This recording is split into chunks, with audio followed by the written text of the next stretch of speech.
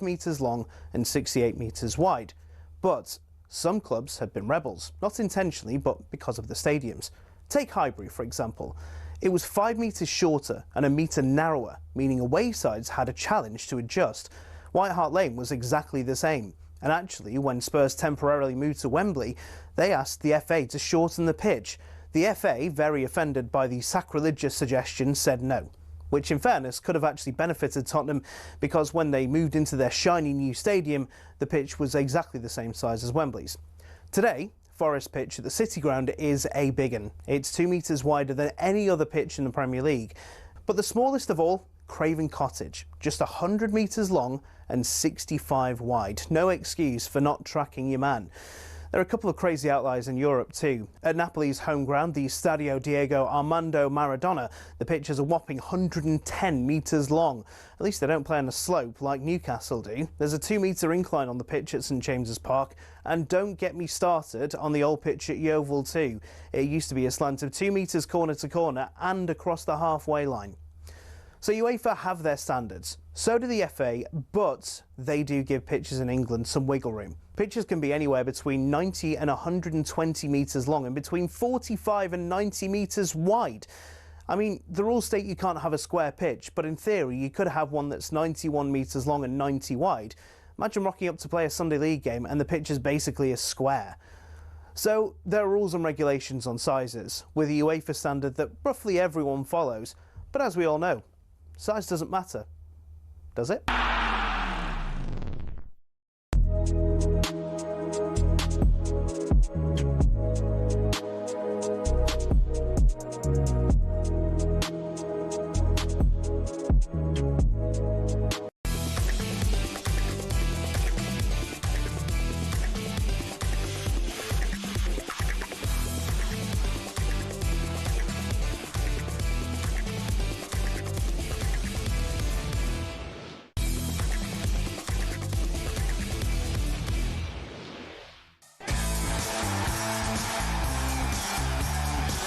Good morning to you. It's the Weekend Sports Breakfast here on talkSPORT. My name's Shebahn Aherne alongside former Chelsea striker Tony Cascarino. Good morning. Get off your mobile phone. No, I'm checking some info. What are you checking? I was checking the golf and some scores and yeah. Do that, then check yourself and get back to me. Finally, out of the bottom three, braces from Mavropanos and Castellanos see West Ham thrash Wolves 4-0 last night at the London Stadium. Flicked in towards the edge of the 6-yard box, and Mavropanos on the floor turns and fires it past the goalkeeper to make it 4-0 to West Ham and complete a remarkable victory. Oh, you'll be feeling that buzz this morning, West Ham fans. It means you're out of the relegation battle for now. Today's lunchtime kick-off sees Arsenal host Bournemouth, and manager Mikel Arteta has a message for the Gunners. So, get up early, have an early breakfast, bring your lunch, bring your dinner, how you say in England, and let's go all together for it, because it has to be a big day. All right, will do. What are you doing, Mikel? Calm down. Live coverage from the Emirates, 11 o'clock today on talkSPORT, kick-off at 12:30. And the race for Europe is on. Everton travel to West London to take on Brentford. Toffee's boss, David Moyes, knows that the prospect of European football is not too far away. You're right, the nights I had when I was at West Ham were at Europe were brilliant nights, and we didn't always win. We led to a quarter-final, a semi-final, and eventually we got to a final which we won, so I'm hoping that I get the opportunity to try and do that again. Good for you, Uncle Davey. Go for it. Updates on GameDay Live with Adrian Durham from 2:30 this afternoon. What are you up to today? How are you feeling about your team? 8-10-89, the Premier League is back. Spurs are in the bottom three. It's all kicking off. The Masters is great. Rory McIlroy is flying, and we've got the Grand National today as well. Lots coming up on the Weekend Breakfast on talkSPORT. Good morning. You're back. She's back, baby. She's back. I've missed you so much at heart. I tell you what a weekend of sport. It's so unbelievable. You didn't mention the boxing, did you? Aye, and then that's on as well. There's only so much one tiny pea brain like mine can focus on. I honestly, it's one of the greatest weekends during the year for me, when it's Masters weekend and then you have the Grand National, and if you mix in with the football and other sports, It's just an extraordinary weekend. Yeah, big Tyson Fury back in the ring tonight as well. There's just so much going on, so much happening. But for me, Masters Week and Masters Weekend is everything. And it looks like Rory's going to go back-to-back champion. I mean, after all of the time of that monkey being on his blooming back, causing him havoc, he got it off him last year, just in that playoff against Rosie. And now he's got a 6-point lead on day 2. I mean, that's crazy. Well, if we're really honest, Rory should have had a couple of Masters already. You know, he should have had. He's got the perfect game for that course. You know, how high he hits the ball, the way he can stop it on a sixpence, and it was amazing that he took him that long to win one. Now you're watching a player who's plotting his way around. He even said it in midweek. He said, "No, I know every shot to play on this golf course because of the mistakes he's made." And what you're seeing, I mean, he hasn't even played, off the tee. He's been actually really poor. So, we could have been looking at a guy that was even further ahead. But his putting in the last year or so has come on a bundle. Did you watch the documentary of him winning the Masters last year, like the build-up and the footage of him as a wee lad? Yeah, I've seen. I've seen. I don't know if you clocked that bit when it was the psychologist he'd been working with, talking about when Dame Laura Davies had been commentating on his putting last year and how, you're not going to win the Masters playing like that. And he said, no, actually, that is how you win the Masters, because you learn from every time you make that mistake. Yeah. And I think he's just learned so many times. Now he's got the green jacket. He's just playing with that freedom. It's so refreshing. He's some man for one, man. Oh, he's look. There's still 2 days to go, and people have lost 6-shot leads, i.e., Greg Norman on the final day against Nick Faldo. So these things can happen, and you can fall apart at the Masters. And Rory's done that. He's done that as a young man, and he nearly did it last year. Let's remember, it nearly all came apart last year when he got bogey after bogey and then suddenly turned it around with some miracle shots. I remember Padraig Harrington saying something about Rory. He said he's lousy at playing conservative golf. Yeah. And that is, when he's at his best, he's actually frighteningly good when he has to attack. Yeah. But when he's playing conservative golf, he's not. But what has he done the last 2 days, really? Because he's been so poor off the tee, he's had to play conservative golf. Yeah. So it just shows you even the very best. Like Padraig Harrington's won 3 majors himself. So it's great. It's great to see. And look, Rory could set records this weekend, but for him, I'm pretty sure all he's thinking about is do not give the others opportunity to win it. Keep doing what he's doing. Just looking at Garcia on the telly now. I think just putting it out there, the green jacket needs a liven up. It's just all about, there was a close-up shot last night of the camera moving up the green jacket on the little mannequin, and I was like, it's just like, it needs some sequin, a little Swarovski crystal. Do you know they have a chocolate bar at the Masters? The Masters chocolate bar. It's true. It's green. Oh. Everything is green there. You know what I mean? There's a Masters chocolate bar. I was just seeing in the paper. I want one of these little gnomes. The wee. Oh, they've become a bit of the fad, haven't they? Yeah. The gnomes, and they redesign them every year. Cute, really, really cute. It's quite like a little gnome. Apparently, that shop that opens just for Masters weekend rakes in like £1 million on those few days that it's open. Everyone just goes in to get the memorabilia. Anyway, stories for other times. We'll keep across the Masters and everything else that's happening. Lots to talk about. Yeah, here on talkSPORT today. 81089 is the text number. Let's hear from you this morning. Does the jacket need a liven up? I'm only joking. Purists, don't go crying about a jacket, okay? Chill out. The Premier League is back, and it started with a bang last night. West Ham are not going down without a fight. It was live here on talkSPORT. Where a victory is a must and a defeat would be a hammer blow. I thought the performance in the first half was good. We started the game really well, as you say. Flicked on by Mascara, and then by Armstrong, whose header goes to the far post. You're lucky the moment that the goal comes, everything settles down, allows. A decent cross in towards Mavropanos with a header, and he puts West Ham United into the lead. Kostas Mavropanos combining with his captain Jared Bowen. What I have to say is against the run of play. The win for West Ham tonight would take them out of the relegation zone and push Spurs into it for the first time since 2009, I read. Appreciating the support that London Stadium gives us is going to be key for our future. Castellanos, though, winning the ball after Mane makes a mistake. Gets a little 1-2, then tries to slip it past the goalkeeper, and does! It's a massive goal. Castellanos with another shot, in off the post, and in! And West Ham scored 2 in a minute. Over to you, the rest of the teams around in the relegation zone. Flicked in towards the edge of the 6-yard box, and Mavropanos turns and fires it past the goalkeeper to make it 4-0 to West Ham. A remarkable victory.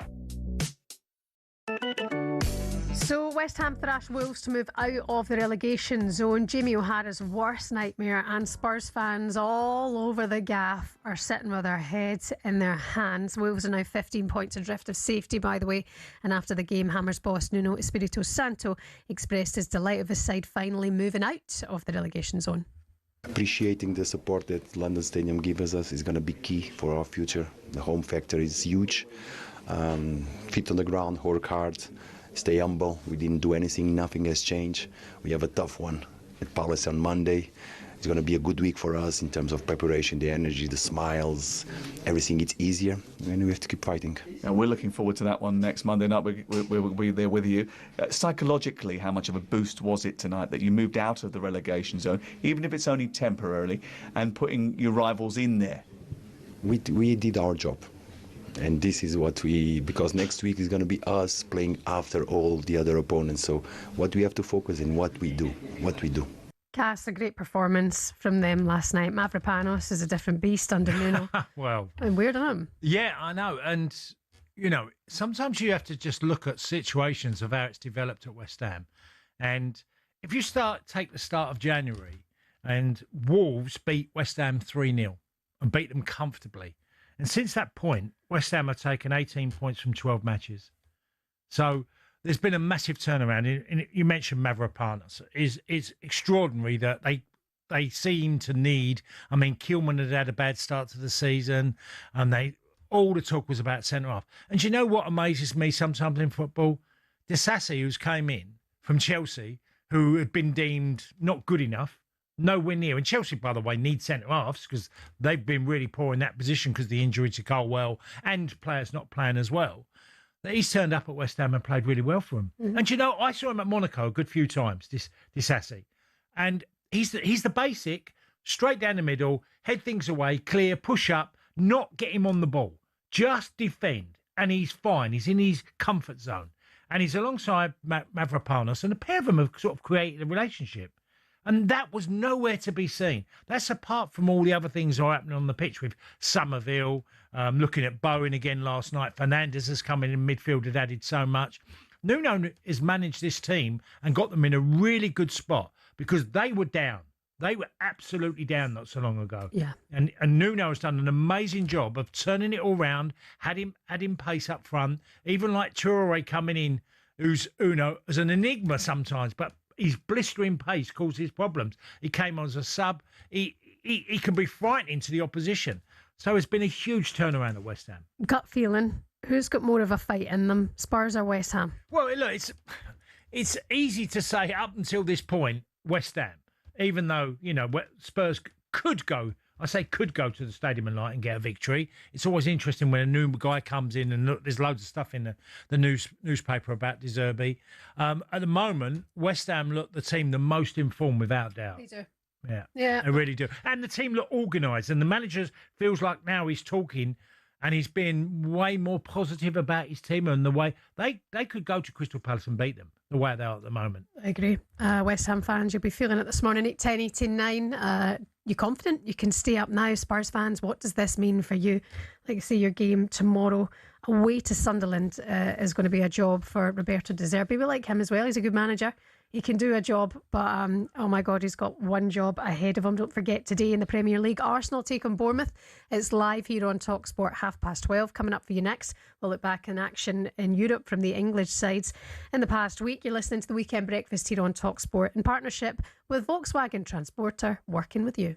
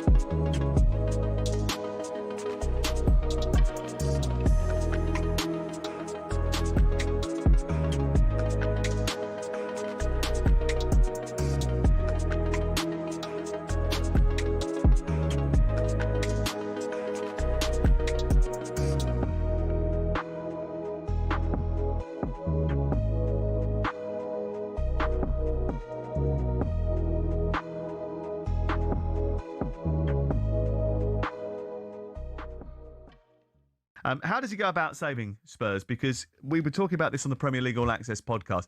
He's a pure football man. He wants to play a certain way, but the time it takes to get that injected into the player's veins is not long enough for the time that he's had in terms of being on the training ground. So does he have to be a little bit more simple in his approach? Does he have to work with the resources he's got? Yeah. And what are those? What has he had? He's probably had nearly 10 days maybe before the game kicks off. He can't have that hard approach, I don't think, at this stage. That's got to be something in the summer, and you work out who's with you, who's not. At the moment, he's got to work out what formation he's going to play, who's going to be his best players. And you look at the midfielders available, rim down, Sam, like Bergvall, Gallagher, Paulinho, Sarr, Gray. Out of those centre midfielders, who do you choose out of them? Well, it's great to have Bergvall back for a start, and it's great to have a choice, because one of the problems they've had over the season is they haven't been able to have a choice because there's been so many injuries. But even going forward, Tell, Simmons. Kudos has picked up a setback, hasn't he? Exactly. Mwani, Solanke, Richarlison. He's got to work out which of these players is going to get the goals that they need. Van der Ven, second top goal scorer. Richarlison's got 9. Then Van der Ven and Romero have got 4. And then I think Tell's got 3. It's not good enough. It's really not good enough. Someone's got to step up in that team. It's been an act of self-harm, hasn't it, over the course of the season from Tottenham Hotspur, going back to not getting the recruitment right in the summer, appointing the wrong managers at the wrong time, and ranking bottom for errors leading to goals in the Premier League this season.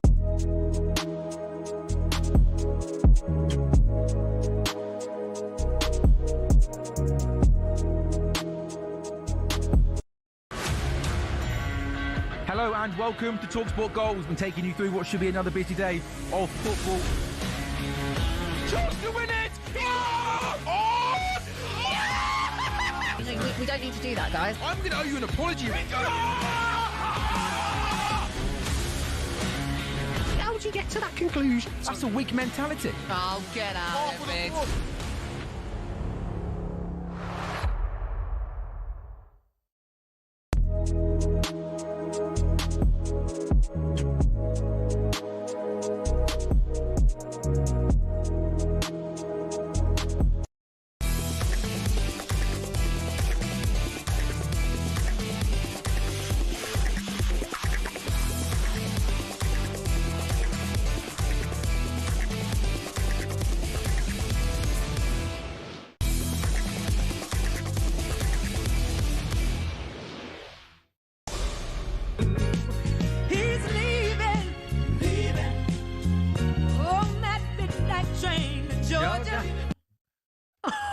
Oh, no, you can't do that. You can't turn Gladys off. Do you know what film this song is in, Shebahn? No. And it's a great film. This song is Play and Play. Have you ever seen The Deer Hunter? No, I haven't, but I've heard it scream. Oh, I love it. It's a long film, but it's a great film. How long are we talking? Because Mama's got a short attention span. Close to 3 hours. Oof, hell no. I mean, it might be a little bit out, but it's long. What's it about? Are we hunting deer? It's about Vietnam, the war. Robert De Niro's in it, Meryl Streep.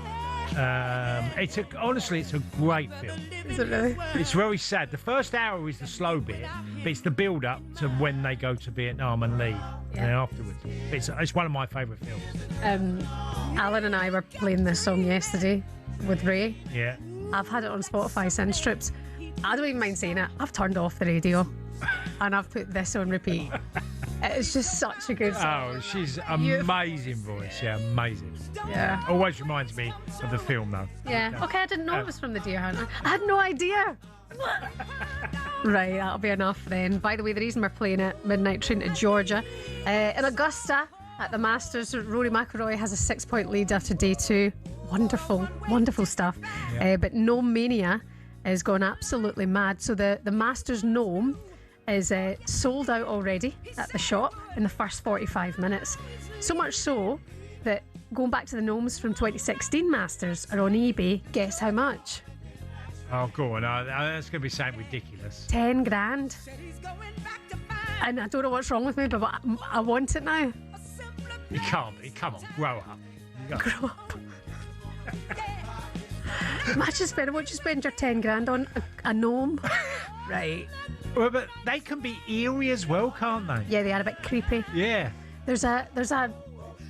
Well, no, years ago, you used to go to, they were far more common in gardens. Yeah. You'd see the garden gnomes and he's cute though. That's they a cute become gnome. very unfashionable. Was that the? Look at his little green and white brolly. Yeah, oh yeah. Well, You're it's always quite green and cute. white. I'd take one of them. Andy's he's petite. He's not like one of those giant, creepy, starey gnomes front of the garden like that. Welcome.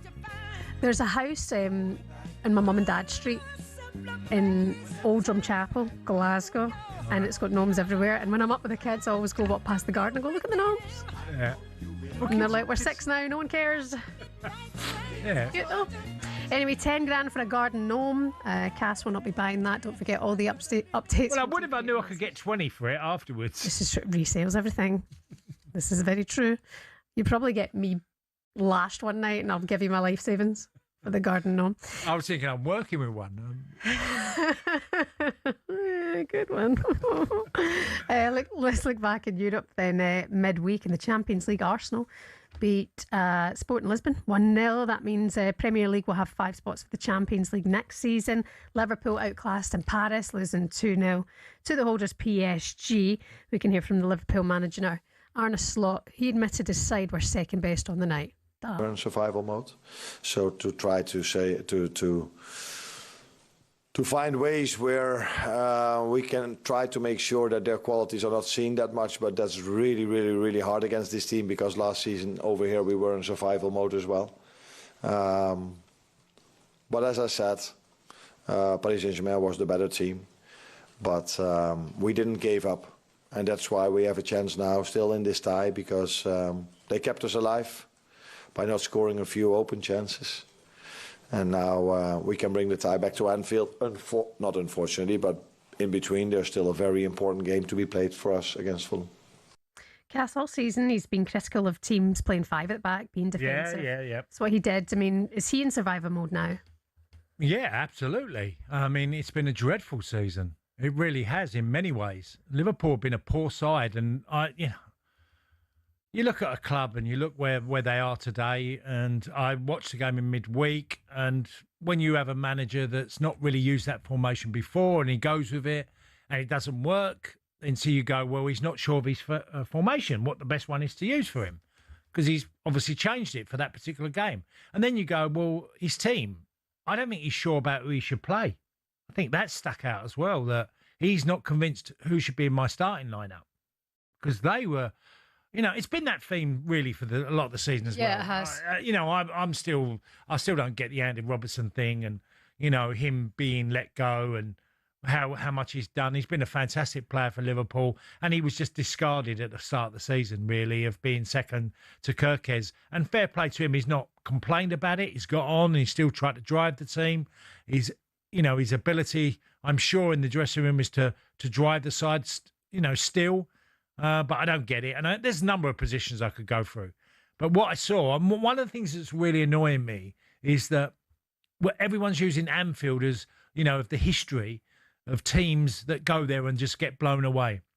The problem is exactly the same as what I said last year when Liverpool won at the Parc des Princes, is that they come to your backyard, PSG will play exactly the same. They won't defend. They won't play a bank of 4 or 2 banks and stop you. They'll come and try and hurt you. And that's the difference. I don't think Liverpool, as much as I think Anfield can be an amazing thing, and I've been there a few times on nights where they change it and you can feel it. But this is not going to be that. It's going to be more of, because they're scoring against Liverpool. They will score.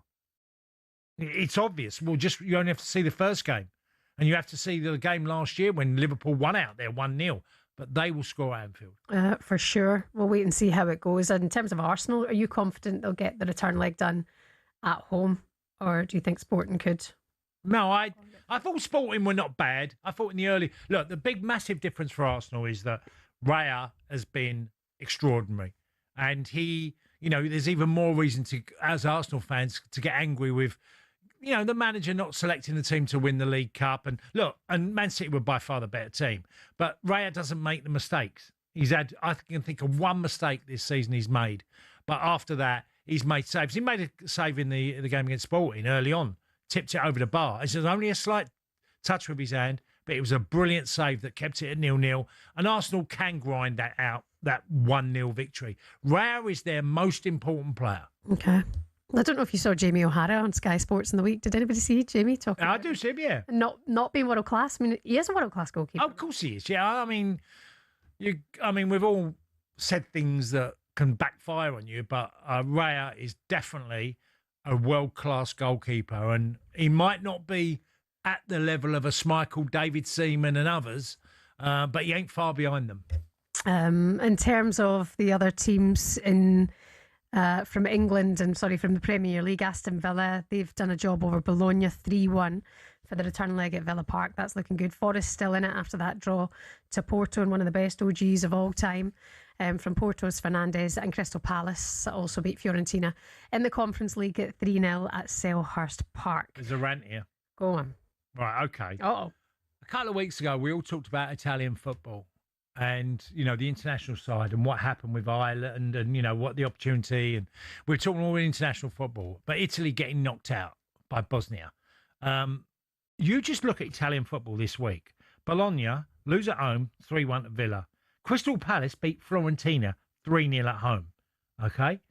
Now, I don't know where Italian club football is at the moment, because it used to be the benchmark or the flagship of European football. It's so far off it. If you go to the Champions League, Shebahn, top goal scorers, you got Mbappe on 14 in the Champions League. You've got Kane on 11. You've got Anthony Gordon on 10. You have to go all the way down to the Italian clubs on 4. Oof. Martinez at Inter, who's been a good striker for a number of years, and McTominay on 4. That's where Italian football is. It's so short. If you look around and look at strikers, actual strikers in the game that are Italian, that are at the very biggest clubs and the best, it's like there's hardly any of them. Mm-hmm. I mean, all I can think is of Scamacca, who's an Italian international that's at Atalanta. But, you wouldn't say he's not in the Vialli level or the Zola level or the, just many of them. Just so many Italian teams don't have a centre forward now. Yeah. I don't know where the Italian centre forward's gone. I don't know if it's because wingers have become way more important and forwards that have something slightly different to offer. But finding a Baggio, there's just no one. Mm-hmm. I mean, I have to go back. I was actually talking midweek about this. Probably the last really top centre forward Italian was Totti. Mm-hmm. You don't have to go that far back. But that's still, in terms of 5 years plus, Totti is the last Italian striker I could think. And now there is some young lads around in Italian football. But Italian football is suffering, not only at international level, but definitely at club level as well. Gas ain't happy. Don't forget the return legs coming up for you next week here on talkSPORT. You're listening to the Weekend Breakfast here on talkSPORT. Coming up for you next, we'll get stuck into the Masters.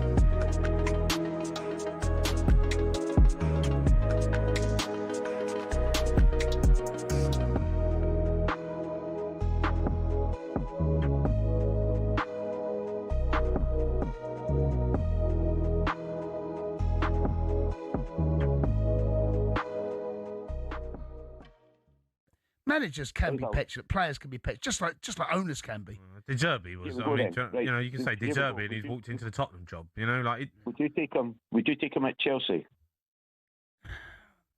Right here, right now. Why are you hesitating? Well, because that's just it's a rhetorical question. I know, but would you take him at Spurs?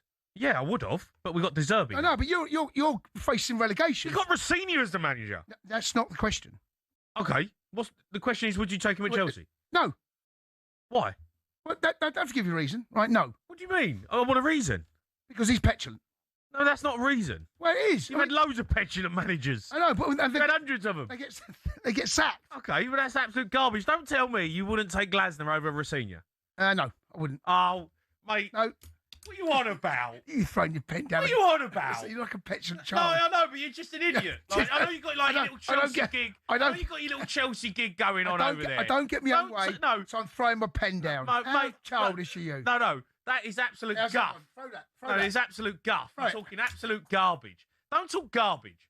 Glasner is a million times better manager than Rinsenia. Okay. Don't sit here and say you wouldn't have him at Chelsea. No, not having at Chelsea. Oh, he's too petulant. Oh, no, you wouldn't. Can you imagine him? Can you imagine him with the owners? He's just thrown out with Steve Parish. What's going to go on with Todd Bowley? Him and Todd Bowley. You're an absolute nugget. No, well, if you don't like the question, don't ask. Stupid pills. Don't ask the. If you don't like the answer, don't ask the question.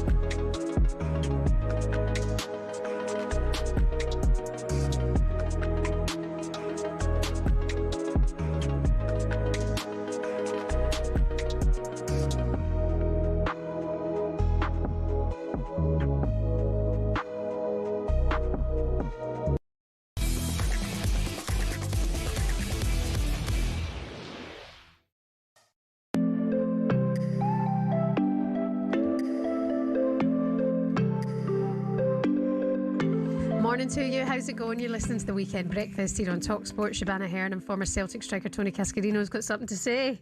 No, I'm laughing because I'm reading the script and it's got shocking play from Dyson DeChambeau, who missed the cut line. And I'm thinking, did you listen to him before about? Did you just rename Bryson to Dyson? No, he sucked. No, but before it started, the Masters, how he wanted that heads-up battle, and with Rory, and wants to whip his backside, and he's missed the cut. Be careful what you say. Day one, I mean, he was fuming. He was storming around the place. That's what I like about Bryson. Yeah. Oh, he's a character for sure. Yeah. But it just when you say something and then you missed the cut, and he's now 6 shots clear of the rest of the pack. Kind of cursed himself, didn't he? To be fair, did Bryson. In fact, there's a few articles going around today talking about how some pro golfers now want to quit the tour and just do YouTube, because YouTube and golf go hand in hand now, and Bryson's channel's massive. Yeah, I know. It's a really good channel, to be fair. Some of your headlines, by the way, this weekend. Jannik Sinner cruised through the Monte Carlo Masters quarterfinals to set up a semi-final with Alexander Zverev. Aberdeen manager Stephen Robinson has called for togetherness in his team's relegation battle. They've only had 1 win in their last 16 league games. Oof, that's tough. And Burnley will welcome Brighton to Turf Moor in the Premier League this afternoon. Ahead of the game, Scott Parker was asked if their mentality towards is starting to change. It's definitely beginning to change. You know, we can't deny that. Of course it is. The longer you go on, and every game that skips away that you don't manage to pick up them points, that challenge becomes much more bigger. I think I've reiterated many times here, this challenge, what was here this year, was here at the start of the season, and it is here now. There's 21 points to play for. And fundamentally, this group, in terms of us fighting every game now, in terms of us trying to gain points to see where we can get, that's exactly it now. Regarding the pressure and the situation we're in, it's clearly there, and we can't deny that, and we totally understand. What do you think he'll be looking for between now and the end of the season? Who he wants to keep and who he wants to bring in next season. Because he knows he's in the Championship, and he'll be looking for characters, because that's what you have to do. When you get towards the end of a season, you have to be forward thinking, and that's what Scotty Parker is doing. I don't see any other outcome. And in some ways, they've had a decent enough season. They've not been, they don't feel like they're a team that's second from bottom, although they are. But there's been some decent performances this year from them. Yeah, credit to them. 3 o'clock today, Burnley against Brighton. As ever, Game Day live here with Adrian Durham at 2:30. So you'll have all the updates from that game and the rest going on in the Premier League as well. Don't forget, Arsenal return to the Emirates today, 12:30 against Bournemouth. That one is live for you here on talkSPORT. Let's chat about the golf, shall we? Because it's Masters weekend. It's been incredible so far. A very sharp start from Rory McIlroy, the current champ. He's chasing back-to-back rare Masters titles. He's on incredible form. He's leading by 6 shots, the likes of Patrick Reed, Tommy Fleetwood, Sam Burns also playing very well, just behind McIlroy in the standings. Shock and play, like we hear from Bryson DeChambeau, who missed the cut. We can get more now with the co-host of Golf is Ruining My Life podcast, Tom Price. Great name, Tom. Good morning. Hi, Tom. Hello, how's it going? How's it going, guys? Nice to be here. This early in the morning, I've had about 4 hours sleep, and I've dreamt of Rory McIlroy all night. But it's been delirious. So weird. I think I dreamt of Rory as well. Yeah. It was definitely my dreams as well. It must be a dream. Yeah, go on, Tony. Yeah, Tom, sorry. I'm sure you would have seen this stat, because I thought, and I read it to the guys earlier before we came on, and it's mad, because I'll read it to you. There are 91 players in this week's Masters field. Yeah. The player in 91st place for driving accuracy is 91st on the leaderboard, which is probably normal. The player in 90th place for driving accuracy is Rory McIlroy. That's not true. That's not true. Is that not true? No. Well, I mean, I've got it. Tony, I'll always believe you, mate. Of course. But I've got it on my. I've got it on. It's on my WhatsApp group. I mean, yeah. And listen, is that mental? If that's true, is that the most craziest stat you've ever? You're a golfer. Yeah, I wouldn't believe everything I see on Tony's WhatsApp group, I'll be honest. But no, I have every reason to believe that's true, especially if you look at Rory's first round. He shot 67, but it was the most scrambly 67. It was just like, it was like watching a man he was sort of surprised to find himself in these corners of the course, but he was having so much fun. He was the only guy out there on Thursday. You'd see these players who just looked stressed. They look at Robert McIntyre. Bob Mack did not cover himself in Rory. Mm-hmm. He flipped the bird to the 15th hole, which is not a good look at any golf course, let alone the Masters. But there's Rory smiling. Love this guy. I'd be amazed if he doesn't play the last 2 rounds with his green jacket on. It's unbelievable. Well, I quoted earlier what I said to Shebahn, that Padraig Harrington said, about a year or so ago, that Rory, when he'd really messed up in the Masters, but eventually won it, he said, Rory's not good at conservative golf. He's lousy at conservative golf. He has to be aggressive. But we've actually seen him go the other way this year and actually go, he's laying up, and because he's been so out of position. Yeah, yeah. I was at an event with Padraig Harrington once at the K Club, and it was a big dinner, right? We'd all played golf at the K Club. It was at the K Club. The dinner finished. Only one person went back onto the range to practice. Padraig Harrington. It was the most oh my God. I mean, that's what champions do, right? That is what they do. But Rory, you know, he looked like he was. Patrick Reed was catching up with him. And it was almost like Reed catching up with him spurred him on. You know, he wants to play with someone. You know, if he was out there by himself, I don't think his score would be anywhere near this. And I think it's a bit of a shame, actually, looking at the pairings going into the weekend. Rory's off tonight, 10 to 8 our time. He's playing, I don't believe he's playing with Patrick Reed. He's playing with Sam Burns tonight, which is a shame because there's a bit of a prickly history, mind you, Patrick Reed.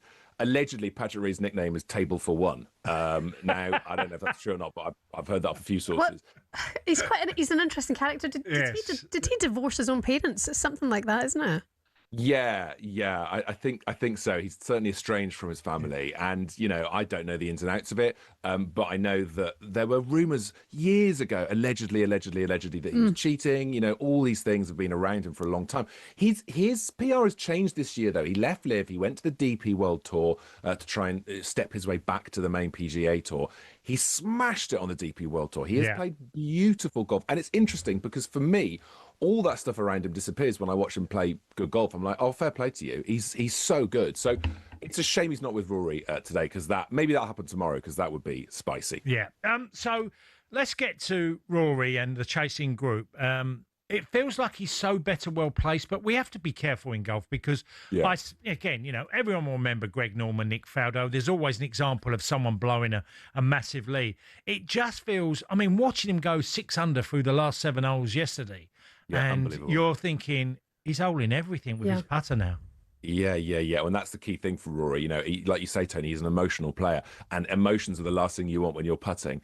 So if he's holding putts, look, no one likes a procession at a major, right? When someone's leading it and then they're in the lead for the whole weekend, it's a bit boring. However, I said this on our podcast the other day. We're doing daily podcasts from the Masters every day at the moment, and I said, I'm quite happy with Rory. There's only one player I'll happily watch in the procession, and that's Rory.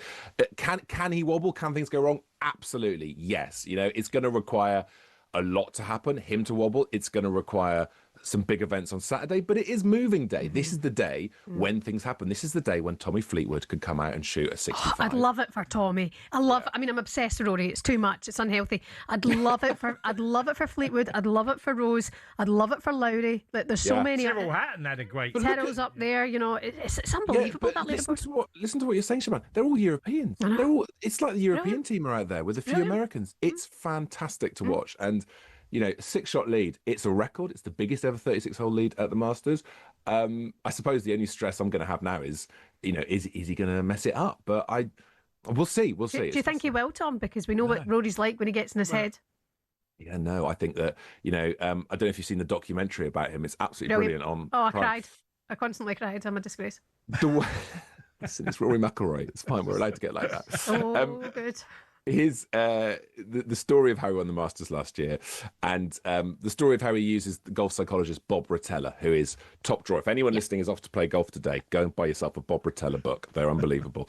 And Rory was a mess at one stage over the last few years, and he put the Bob Rotella audiobook on in his car, right? And he drives off to the major, and he nearly wins the Open. And it's all about joy and playfulness and fun. Yeah. And if Rotella is still on his speed dials, it's his. Yeah, he's got it. Listen, don't listen to Tom and turn us off this morning for that Bob Rotella. That guy doesn't know what he's doing.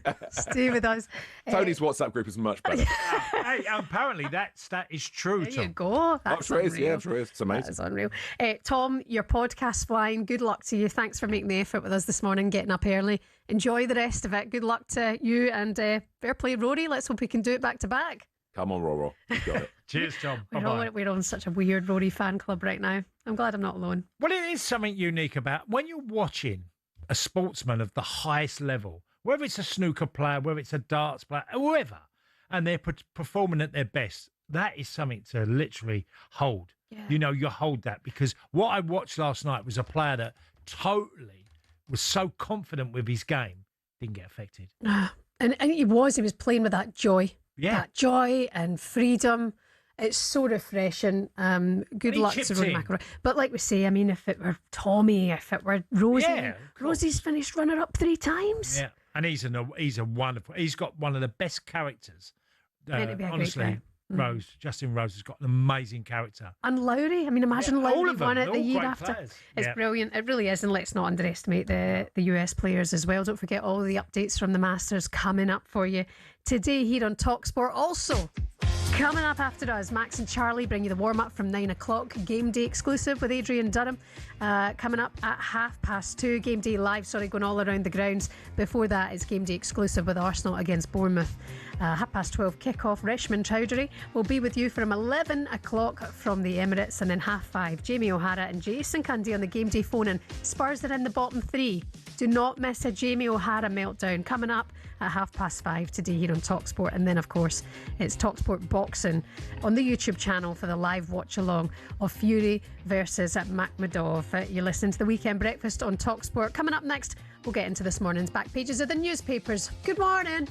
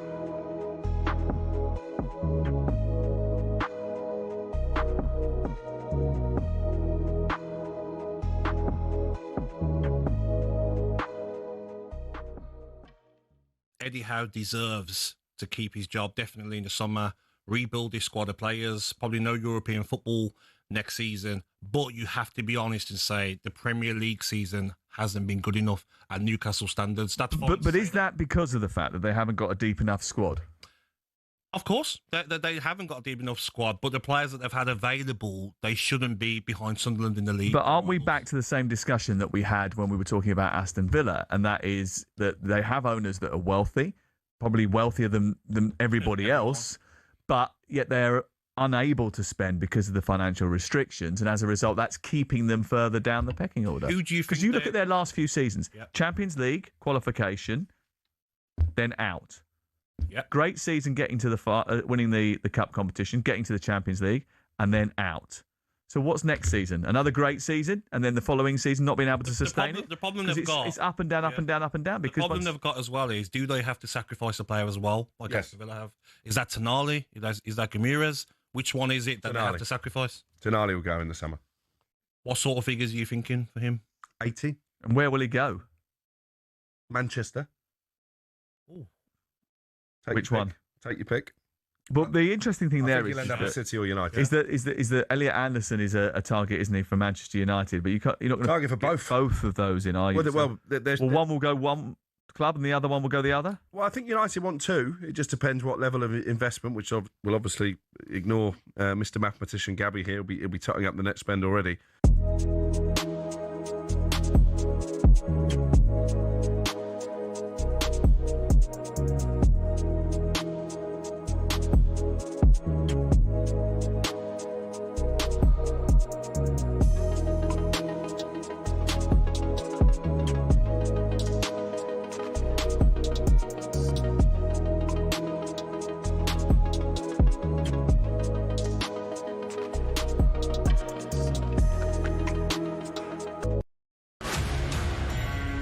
Hello and welcome to talkSPORT Goals. We've been taking you through what should be another busy day of football.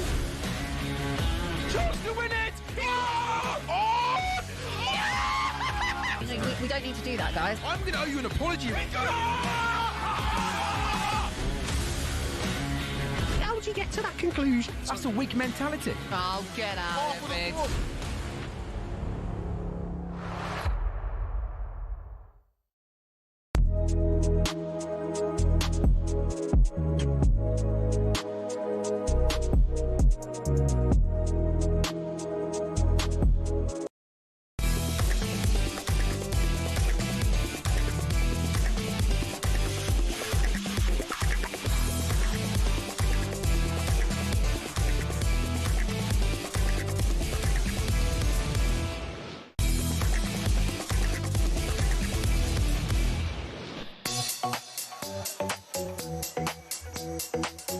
morning to you. Weekend breakfast here on talkSPORT. Shebahn Aherne and Bromley's finest Tony Cascarino with you. Some of your headlines: Rory McIlroy in pole position for a 6th major title and successful title defence at the Masters. Sam Burns shares 2nd with Patrick Reed. In the rugby, Bath came from 21 points down to beat Prem leaders Northampton and reach the semi-finals of the Champions Cup. And live on talkSPORT 2 last night, Millwall moved back to 2nd in the Championship, held to a goalless draw.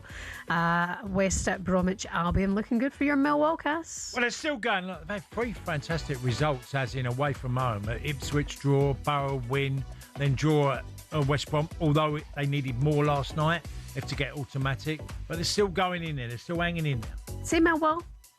Millwall. Millwall. Millwall. Because you go up. Yeah. You go Millwall and I go Millwall. That's just the South London thing. That's cool then. So it's not wrong, is it? No one's ever pointed it out to me. Soon find out. Except for you. What a cow. Don't forget, Ipswich have a derby match. Millwall. Norwich. Millwall. Right, let's do this.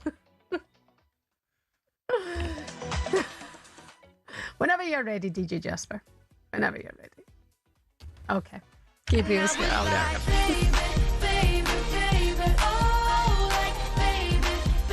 He's actually just come from the club. DJ Jasper was working an all-nighter. Oh, right. He's with us this morning, as is Baby Gabs. Gabriel Anderson is with us this morning. For the back pages, how are you? I'm very good, Shebs. We're playing this, by the way, just because Baby Jasper, Baby Gabs is definitely a nickname that Jasper seems to resonate with. I like it. I think it suits you. I love it. We've got 2 Gabbies, 2 Gabs. How old is Baby Gab, though? He's not that young. It's 28. 28. He's up there. Pushing it. You know what I mean? Catching up in his spell. OAP stage, man. I'm telling you. Shall we get into the back page? Yes. Shall we get into the stories? Come on, where are we going first, Gab? I think we have to go West Ham because they're all over the place, to be fair.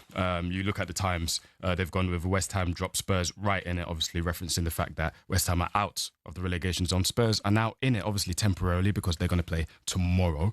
Yeah. But in regards to how it looks and how, Nuno will be motivating the players moving forwards, especially after a great result versus Wolves, 4-0, dominated the game. Cass, you were talking very early in the show in regards to they're showing signs of fight and showing the things that you need for a relegation battle. And just that picture alone of if I was going into the locker room looking at my team, not in the relegation zone, my rivals going in there, that's a great image. Well, it is, and I think it's a manager who's got confidence now that he's got a side that he believes can go and win games. They didn't start particularly well last night, but once they got going and they got the lead, they were a different team in the second half and offered a lot of threats and ended up blowing literally Wolves away. But they go into the game almost on Monday, isn't it, Crystal Palace? It is. They go into that particular game. I think they'll get something. Whether it's a win, but I think they'll get something because they're good enough at the moment. 2 centre-halves are both experienced. Mavropanos and Disasi are both 28. Yeah. They're not young centre-halves. They've been around, and yet he's got a tune out of them two and a sort of, he's made a partnership there, which obviously in front of them, they're all shining. Nuno just continues to show what a good manager he is. There's loads of good managers. It's just sometimes you get the best. You could be flavour of the month, can't you, Shebahn, as a manager, and things go wrong. And then when you see them work that he's done at West Ham, he's done West Ham. West Ham. And then you look at Spurs, his former team. You look at Wolves, the former teams that he's been at. And the situation that he's in now will be, he'll be desperate for survival, but also for a club like West Ham. Yeah. It's quite an amazing story. I can't believe Spurs are sitting in there now. When you see it on the table, it's really damning, isn't it? When you see it there in black and white, we've been talking about it for a number of months now, that Spurs might find themselves in this situation. Last night, they'll be looking on live score and going, damn it. I'll tell you who will be really bothered by it is Leeds and Forest as well. Yeah, absolutely. They've just seen West Ham go and get a really good victory, and they'll be concerned because they've got a bit closer again. What you said there, Shebahn, is very interesting just because you think of Nuno and it's like, who's going to be the X factor in regards to the managers that's going to, buckle down and get a team out of trouble. And you look at Nuno, who's got the experience. You saw what he did last year, and obviously he's come into West Ham and he's doing a really good job for them in regards to helping them survive relegation. And De Zerbi's hopefully going to do the same for Spurs. Well, that's what everybody in the papers is saying anyway. And people have gone around the merry-go-round in regards to, is it the right appointment? did we pay the right person in regards to the pay package, because it's a very, very healthy one. But he's in now, so there's no time for any sort of discussion. There's time to buckle down and it's time to get Spurs out of trouble. And there's a double spread that's in the mail that goes into De Zerbi and his attacking prowess, because that is, what he's mainly known for and what he showed with Brighton. And they were talking about, what is needed in regards to what he needs to sort out and what players that he can rely on in regards to Spurs and scoring goals. Because under Tudor and under Frank as well, Cass, that was a really, really big issue for them. Yeah, look, Spurs is, I think, one of the great examples of how you can get so much wrong at a football club, because they have got promising youngsters. I think, obviously, Archie Gray, Bergvall, a terrific player. Then they've had injuries to people like Kudos, Kulishevsky, and others. There's still talent there. And can he find a way? Because he's in the paper and he's talking about how many of the present Tottenham squad he's tried to sign. Whether he was at Marseille, when he was at Brighton. I mean, I don't know if that's a coincidence, but he talked about a number of them who he's tried to sign. Yeah, that's funny. So he's saying, I like a lot of the players here. Well, his first game is tomorrow. Sunderland against Spurs, 2 o'clock. The updates will be here on Game Day Live. Baby Gabs, also known as Gabriel Anderson. Thank you very much. Thank you, Shibs. We appreciate it. Coming up next, we'll get stuck into Arsenal as they welcome Bournemouth to the Emirates. It's live on talkSPORT 12:30 this afternoon. It's the weekend breakfast here on talkSPORT in partnership with Volkswagen Transporter. Search VW Transporter to find out more.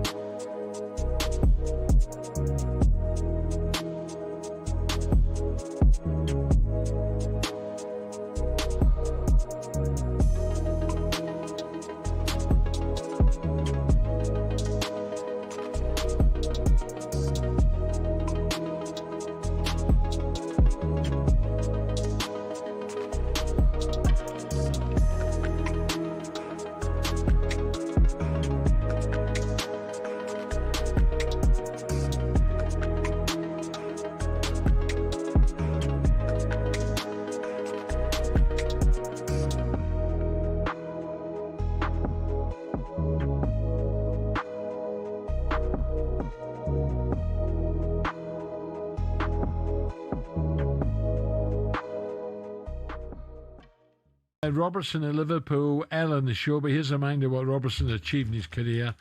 He'll leave Anfield after 9 years. 9 years, brilliant. Over 375 appearances and having won every trophy available. What about that for a career, Ray? Did you win every one? What's that, Al? What listening? Rob won 375 appearances. Did he? For Liverpool. And he's won every trophy available. I didn't win the Champions League.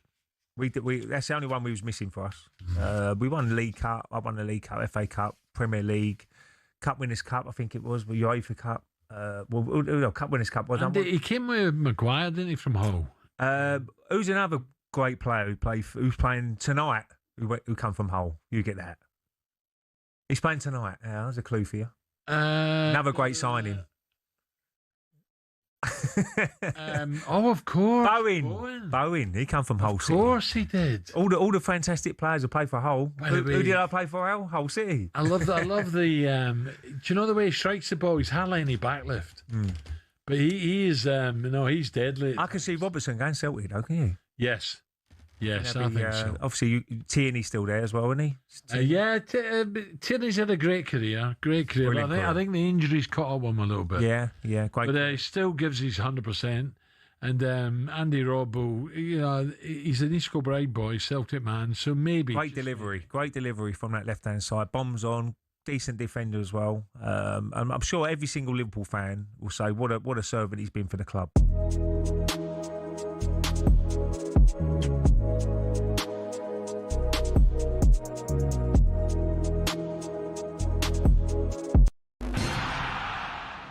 Life after football. For a lot of players, it means going into punditry. Some turn to coaching or working in the game in other ways. But what about the rest? Some former footballers turn their sights away from the game, and there are a few big surprises. First up, from rainbow flicks to pancake flips. Ex-Chelsea and Southampton defender Ken Monku switched up his footballing career to buy a Dutch pancake house. He bought out the shop, which had been his favourite pancake spot as a child, and before long he was mixing the batter and getting behind the stove. Next, Everton legend Thomas Gravesen swapped out the high stakes of the Premier League for those of the poker room. He made over 150 appearances for the Toffees and won the Scottish Premier League with Celtic. Turned out the Danish international was pretty darn good at poker. He racked up a reported £100 million from his Las Vegas adventures. Remember former Chelsea goalkeeper Petr Cech? Turns out football nets weren't the only goals he was pretty handy in front of. After retirement, he became a goaltender in ice hockey. Same skills, very different surface. And he even won a Division 2 title with Guildford Phoenix. For ex-Liverpool centre-back Daniel Agger, it wasn't just fancy footwork that was in his blood. He was also pretty good with his hands. The Denmark international turned to tattoo artistry after he hung up his boots. He'd qualified as a skin artist while at Anfield, and he then became the co-owner of his own tattoo company as well.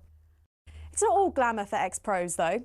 1966 World Cup winner Ray Wilson set up a very different kind of business. He became an undertaker after he retired. Finally, not many people can say they've won both a World Cup and starred in an Oscar-winning film. In fact, there's only one person in the entire world who can say that. Frank Leboeuf, the former Chelsea defender, was part of the 1998 France squad who won the World Cup. He ended up marking Brazil's Ronaldo in the final and helped his side to a 3-0 win. But Leboeuf had already begun acting on the side while he was playing football, and his biggest role came some years after his retirement when he landed the part of a doctor in the Stephen Hawking biopic The Theory of Everything.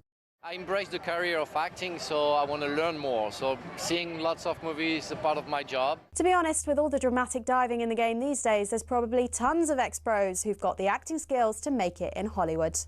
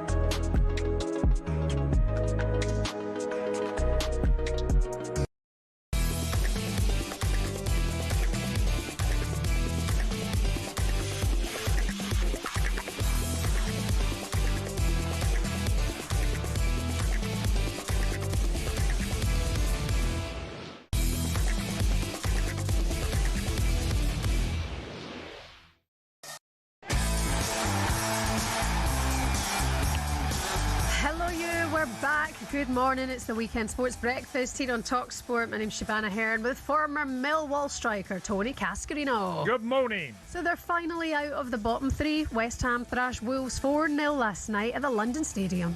Flicked in towards the edge of the 6-yard box, and Mavropanos on the floor turns and fires it past the goalkeeper to make it 4-0 to West Ham and complete a remarkable victory. Mad Mavropanos is on one at the moment, isn't he? Fair play to him. We'll look back on that crucial win for the Hammers and what it means in the relegation battle. Spurs were looking at you. Today's lunchtime kick-off sees their rivals Arsenal host of Bournemouth. That manager Mikel Arteta has a message for the Gunners. So get up early, have an early breakfast, bring your lunch, bring your dinner, how you say in England, and let's go all together for it because it has to be a big day. How do you say it in English? Bring your dinner? Bring your dinner? Bring your dinner. That makes sense. Live coverage from the Emirates. 11 o'clock today, kick-off at 12:30. And the Gypsy King is back, baby. Tyson Fury fights once again as he takes on knockout specialist Makhmudov, or as Alan Brazils calls him, Makhmudov, at the Tottenham Hotspur Stadium. By the time the fight comes around on Saturday, I'll have been out the ring 16 months, and at 37-year-old, 16 months is a long time, so I have a little bit of stuff to do and to think about in my own mind and see how I am, you know. Yeah. Looking forward to this one tonight. There's a live watch along, by the way, on the talkSPORT YouTube channel from 9 o'clock. Tyson Fury against Makhmudov. That's a great name. It's Makhmudov. but if we had a quid for every time Alan Brazil said Mac Madoodov yesterday, would be at least a tenner up. Let us know what you're up to today, 81089. Let us know about your team, 03717223344. And is Rory going to win the Masters, a rare back-to-back champion? It's looking very, very possible. We've got Aintree coming up, the Grand National today. We've got all the boxing to look ahead to, and as ever, the football. It's the Weekend Sports Breakfast on talkSPORT Morning. I got to ask you, Shebahn. Ask me in it. Have you ever heard of John Sitton in football? Don't think. He was a former Leyton Orient manager. I played with John at Gillingham, and he's famous. Have you ever want to see a half-time team talk to his team at Leyton Orient? Mm-hmm. It is mental, right? Good mental, bad mental? He uses the line to a player, bring your dinner. Right. When you come and see me on Monday, bring your dinner. And it's a sort of London way of saying things about, you know, you need everything you got, means like quite physical as well. It sort of alludes to that. Yeah. It got him in a lot of trouble because he goes at half-time, he loses it, John Sitton. And I know John, and he was a feisty player as well. And it's one of the funniest things. I say funny because it's really close to the line, by the way. But yeah. What's saying bring your dinners close to the line? No, well, because it's alluding to like a fight wise, you know. Bring him. You know, and that's... Say I'm woke. What's that? You've never heard that, have you? No, well, in Scotland we say, there's your dinner. So oh, right, okay. When you win something or do something, go, there's your dinner. And you say it like that, and you've had it. Well, then this would be bring your dinner is like in an aggressive way. Got you. Like, come with everything you've got and bring your dinner. Oh, right. Okay. I like it. But honestly, a lot of people would know that sort of story around John Sitton, who was the Leyton Orient manager at a particular time. He did lose his job not too far after that time. But he was a feisty one, John. Yeah, he really was. Will Mikel Arteta be giving Andoni Areola his dinner today? You'll find out here on talkSPORT. Arsenal take on Bournemouth. It's live for you here at lunchtime.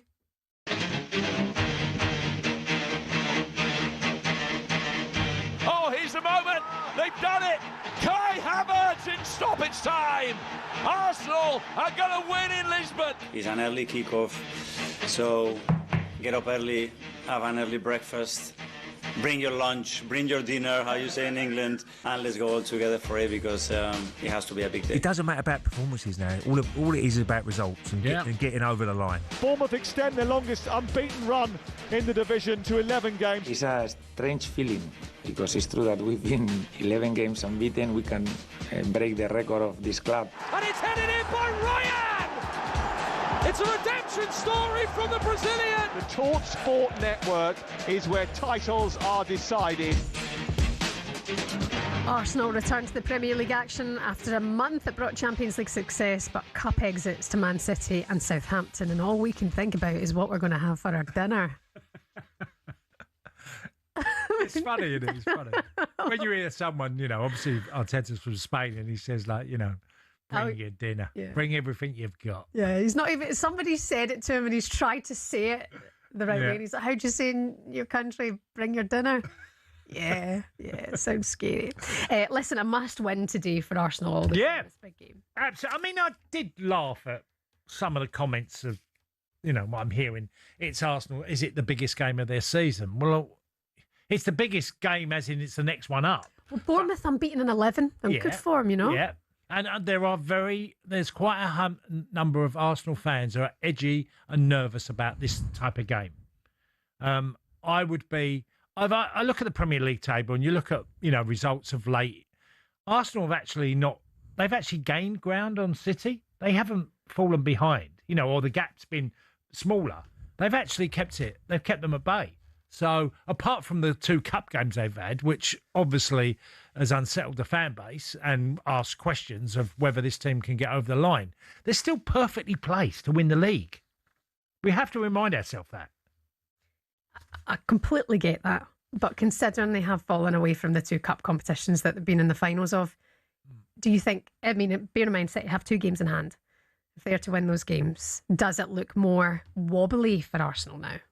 I think it's 1 game in hand, isn't it? It's not 2. Oh, is it still? Okay. Sorry, it's 1 game in hand. They've got 1 game in hand. And they've got to play Arsenal at home, yeah. Of course, that could be a big difference. I just think, look, if City drop anything, and there has been evidence all season that they are not a team of years gone by where they can win every game. They're not quite there. They're a really good side, and we saw that last weekend or a couple of weekends ago. Well, I'm trying to remember the game that they won comfortably with Semenya, with the setting up Haaland. That particular game. Who's that? Oh, it was Liverpool. What am I thinking? Bloody.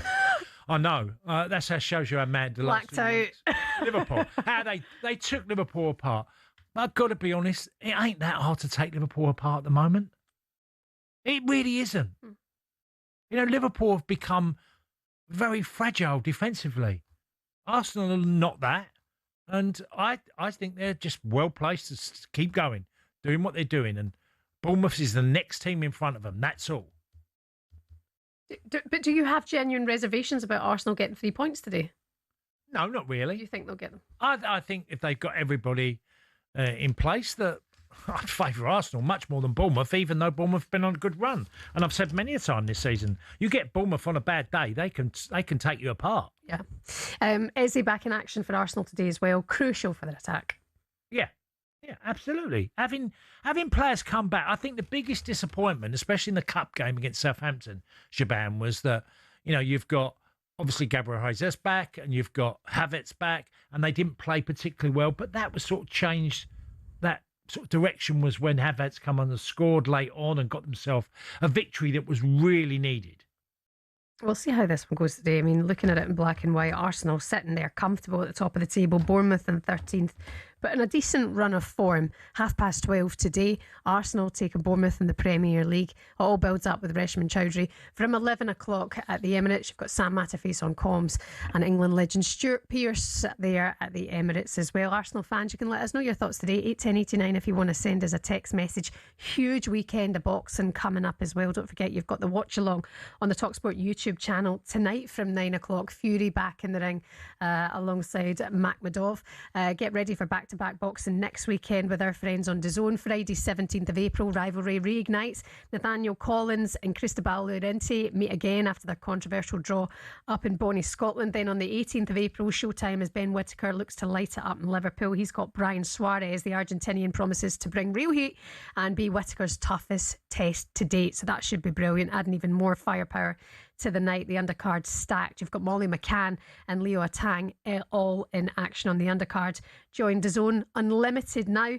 You can get it for 12 plus pay-per-views a year, including Fabio Wardley versus Daniel Dubois at no extra cost, all with our friends on DAZN. Boxing update on talkSPORT with DAZN, the global home of boxing. Sign up now at dazn.com/boxing. Coming up for you next, bring your lunch, bring your dinner, stick the kettle on. Cappuccino with Cascarino is on the way next on talkSPORT.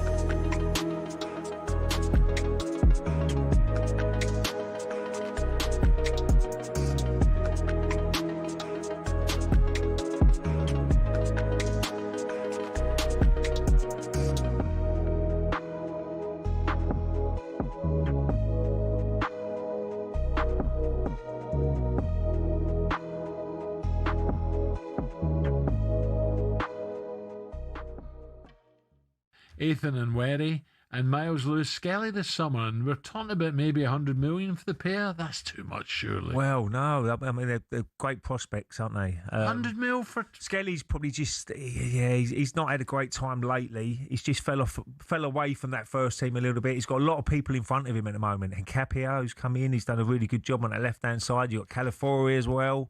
So I feel for him a little bit because you're a young player. You know, you went through that little bit of stage where your form ain't great. A lot has happened in his career very quickly, Al. I mean, you know, scoring a goal for England, playing for your country at a young age. So it might have just caught up with him a little bit, but he's just got to keep working hard and see where it takes him. Waineri's on loan at the moment, but he's a top player as well. A really, really and you're really great happy talent. with young Max, aren't you? Oh, Max he's doing different class. 16. People forget he's only 16. You know, it's amazing. He changed the game. He changed the game when he come on against Everton. You know, he looked like... And was getting back and helping out. Yeah, and he scored that first goal. As I said before, his family must be so proud to watch him, you know, has gone through the ranks and all that. And he's a really good, grounded young kid. So he's going to be a real prospect. Look, things can go wrong still, as in football. You know what it's like. Oh, you had a poor injury, didn't you, yourself? Yeah. And injuries can affect you. A gradual injury. But I think the technology now is a lot better from when you was around, I should imagine. But he's got everything going for him. He's just got to keep working hard, keep, and he's going to make a difference as well. And yeah, he's a real talent. Absolutely, could be one of the best players ever.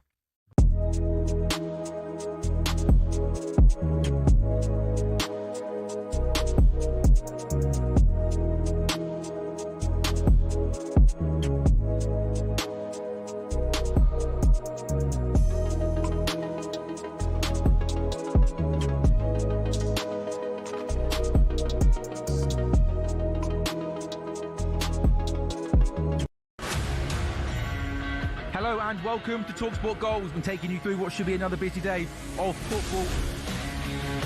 Chance to win it! We don't need to do that, guys. I'm going to owe you an apology. How would you get to that conclusion? That's a weak mentality. Oh, get out of it.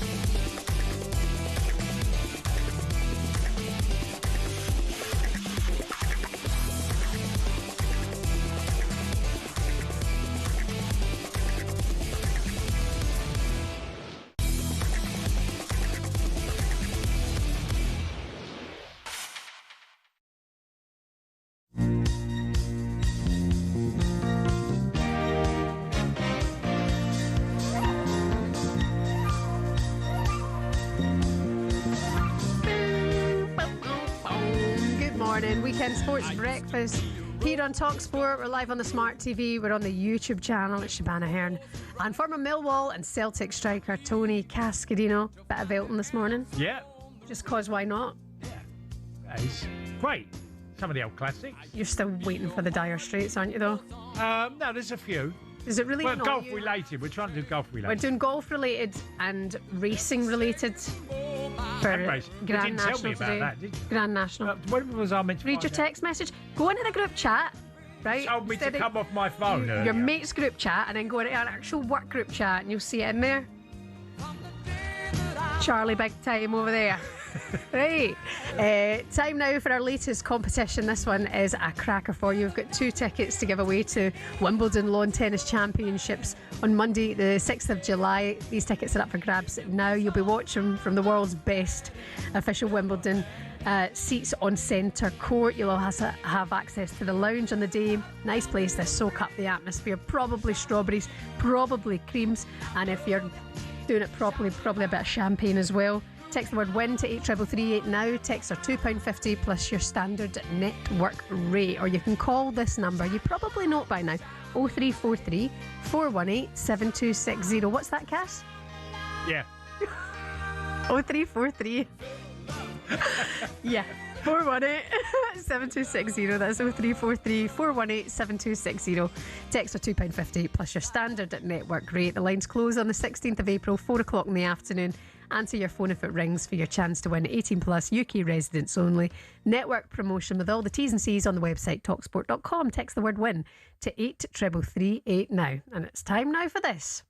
A cappuccino with Cascarino on talkSPORT. Yummy. Did you read this in the group chat? No, you told me to get off my phone, so I'm off my phone. You've taken it personally. I get told all the time to go off my phone. He said to me this morning, he was like, you know, all this Instagram stuff, putting everything up there in your life. And I was like, yeah, let's get a selfie. And then I posted it on Instagram. I'm I taking know, your advice. I know. I do need to calm down with the Instagram. It's too much. You're right. Look, when But follow me. Masters weekend, and I wanted to talk about some of the golfers I've played with, or I had the lucky enough to play in a round. I had a round with them, and I'm going to start with Paul McGinley. I played with Paul in America when we were playing World Cup '94. What's he like? I really like. Oh, it's great. It's great. Good, yeah. It's great. Really like yeah, his it was vibe. great. Paul, yeah, really good. Very intelligent man. Good fun. We played the Blue Monster in Miami, and he asked me before we teed off what handicap. I said, I'd never really played a lot. I'm not someone who goes out week in, week out. I'll have large periods of time, but I was quite fit at that particular time. I could hit the ball a long way, but never knew where it was going.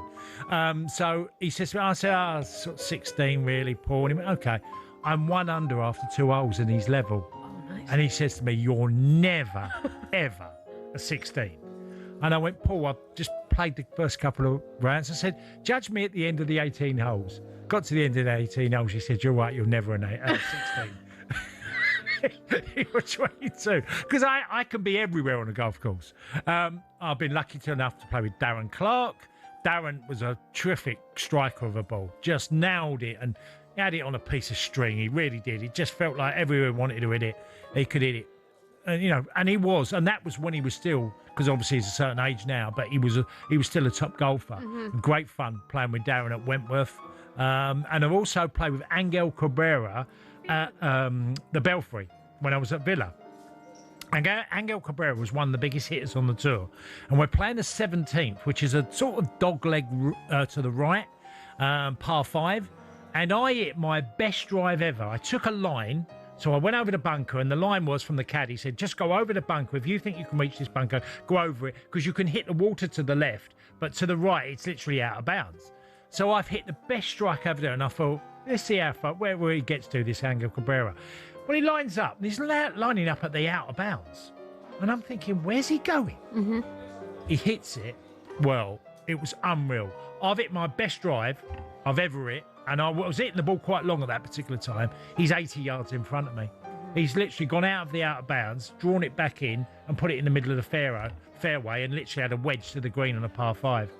And I remember thinking, if I played golf for the rest of my life every day, wouldn't even be close to being that. Do you not think though? Because that was his job, right? Yeah, I know, but if it were yours, you probably would, with constant practice and being a sportsman and having elite mentality. You probably would get to that point. I always think when I look at these footballers who can play golf, I'm like, God, that's... Yeah, they can, but I mean, look, Jamie, I've not seen him, but Jamie O'Hara was meant to be good. Jamie's good. He's scratched. Yeah, Pennant's good. Yep. Harry Kane's meant to be world class. Apparently, Gareth Bale could be. Oh, I doubt it. Honestly, Shebahn, that these people, if they come up against the county pro, they would be way better than them. I completely get that, but if it became their craft every day, I think you might get to the point over time, like over 10 years, 15 years, play golf to whatever age. Why have we never had one then? Why have we never had a professional footballer that's made it pro? Do you think we could? No, not at the moment. I think the level is so high. I've never seen one. I've seen loads of great golfing. Footballers who are good golfers. I mean, really good golfers. Yeah. Play, +1, +2. But there's people on tour that are +5 and 6 and don't make it. Yeah. So, anyway, but I'm going to give a final mention to a guy called Mike McLean, who's out of Kent, who's not very well known, and his nickname was Tiger. So it's before Tiger, okay? And he won twice in his life. He won at the Portuguese Open, he won the Dutch. I can't remember which one was, but he got the final, I think it was the Dutch one, where he got a 2-shot lead taken off him because the television, when it was first flourishing golf, he'd moved a twig and it was deemed that it was alive. It wasn't a twig that he could just move, it was live. So he got a 2-shot penalty in the last, but he holed the last putt not knowing, is celebrating, but goes into the clubhouse and take a 2-shot penalty and comes second. Mike McLean. And I know Mike really, really well. And how'd you go over that? Well, he didn't really. I mean, he was never the longest of hitters, and the game sort of surpassed him because, obviously, of course, his holes become longer. Mike was a really good, steady player that could just put it where he wanted to. He could plot his way round. He was never going to be a 7 under par sort of, but it'd be regularly be under par by 2s and 3s and 4. But just that level and playing with Mike over a number of years, you just realise that even the very best footballers, and I've seen a good few, and played with people that are really great players, but it's still not nowhere near what the actual golf and professionals are like. Did you see that clip of Gareth Bale a while ago when he hit the golf bar and he was to hit the goal post? Yeah. Smacks the bar. I'm like, oh, God. Yeah, I'm sure he's probably done that 100 times. No. Apparently it was the first time. I'm not... No, it's an interesting conversation around golf and football because there's Jimmy Bullard, who's meant to be really top notch. Again, Jimmy's been around and gone in and tried to qualify and hasn't made can't it. get near it. And it's not because he's not a great golfer; it's because the level is so high. And Dean Saunders as well. I mean, he's meant to be pretty good, isn't he? Dino's going to be with us a little bit later on as well. That was Cappuccino with Cascarino, a little bit of a golf take. This week, of course, for the Masters. I enjoyed that. Thank you very much. Lovely blend. Don't forget the talkSPORT Daily podcast is available now. Pep Guardiola said yesterday that he's not spoken to Bernardo Silva about his future, but he would love him to stay at Manchester City. That follows last week's news that Silva would be leaving this summer. talkSPORT Daily podcast is available now. He asks, does he belong in the very top tier of all-time City legends? He doesn't ask that. We ask that on the talkSPORT Daily podcast. Is Pep Guardiola's greatest ever signing Bernardo Silva? You can listen to that. It's Ollie Klink, joined by former Liverpool midfielder Danny Murphy and talkSPORT reporter Man City fan Natalie Pike on that one as well. Coming up for you, we're going to chat Liverpool, see what shape they're in to take on Fulham today. Of course, you're listening to the Weekend Breakfast on talkSPORT in partnership with Volkswagen Transporter. Search VW Transporter to find out more.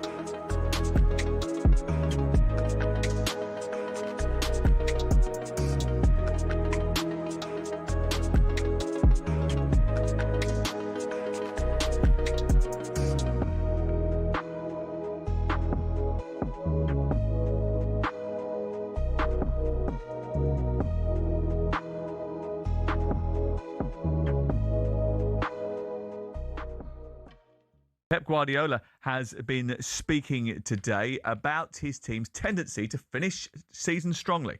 Hopefully we can do a lot of points. It's the situation that we are in the Premier League, so we need to do all of them. Otherwise we will not give us a chance to try it until the end. So we need to do a lot of points. We were not consistent enough during the season. We dropped points that we should take it, and that's why we're in the position that now we cannot do it differently.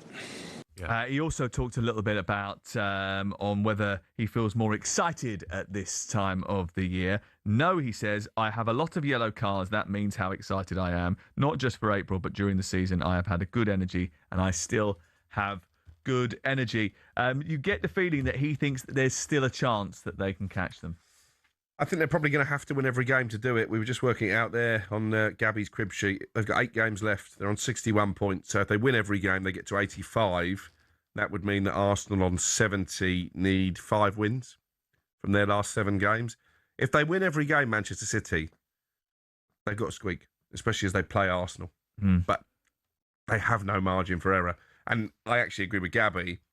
We all think Chelsea will lose on Sunday, but it might be a more difficult task than we think. Remember, they went with the under-21 manager to the Etihad Chelsea and got a point.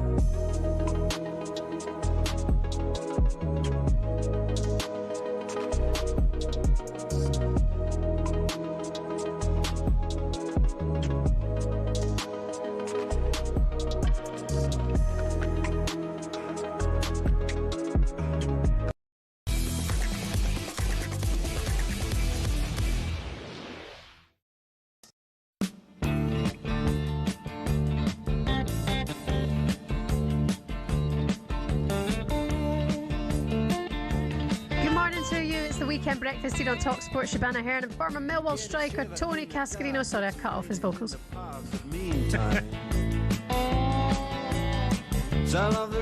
What year? Oh, Late 70s. 78. No, I think it's 78, 79. Yeah. That's a great song. Yeah. Sultans of Swing. Reason being? Oh, the swing of golf. And, Yes, that's why we're playing that this morning. But Cass is finally happy that we played a song that he requested 2 hours ago.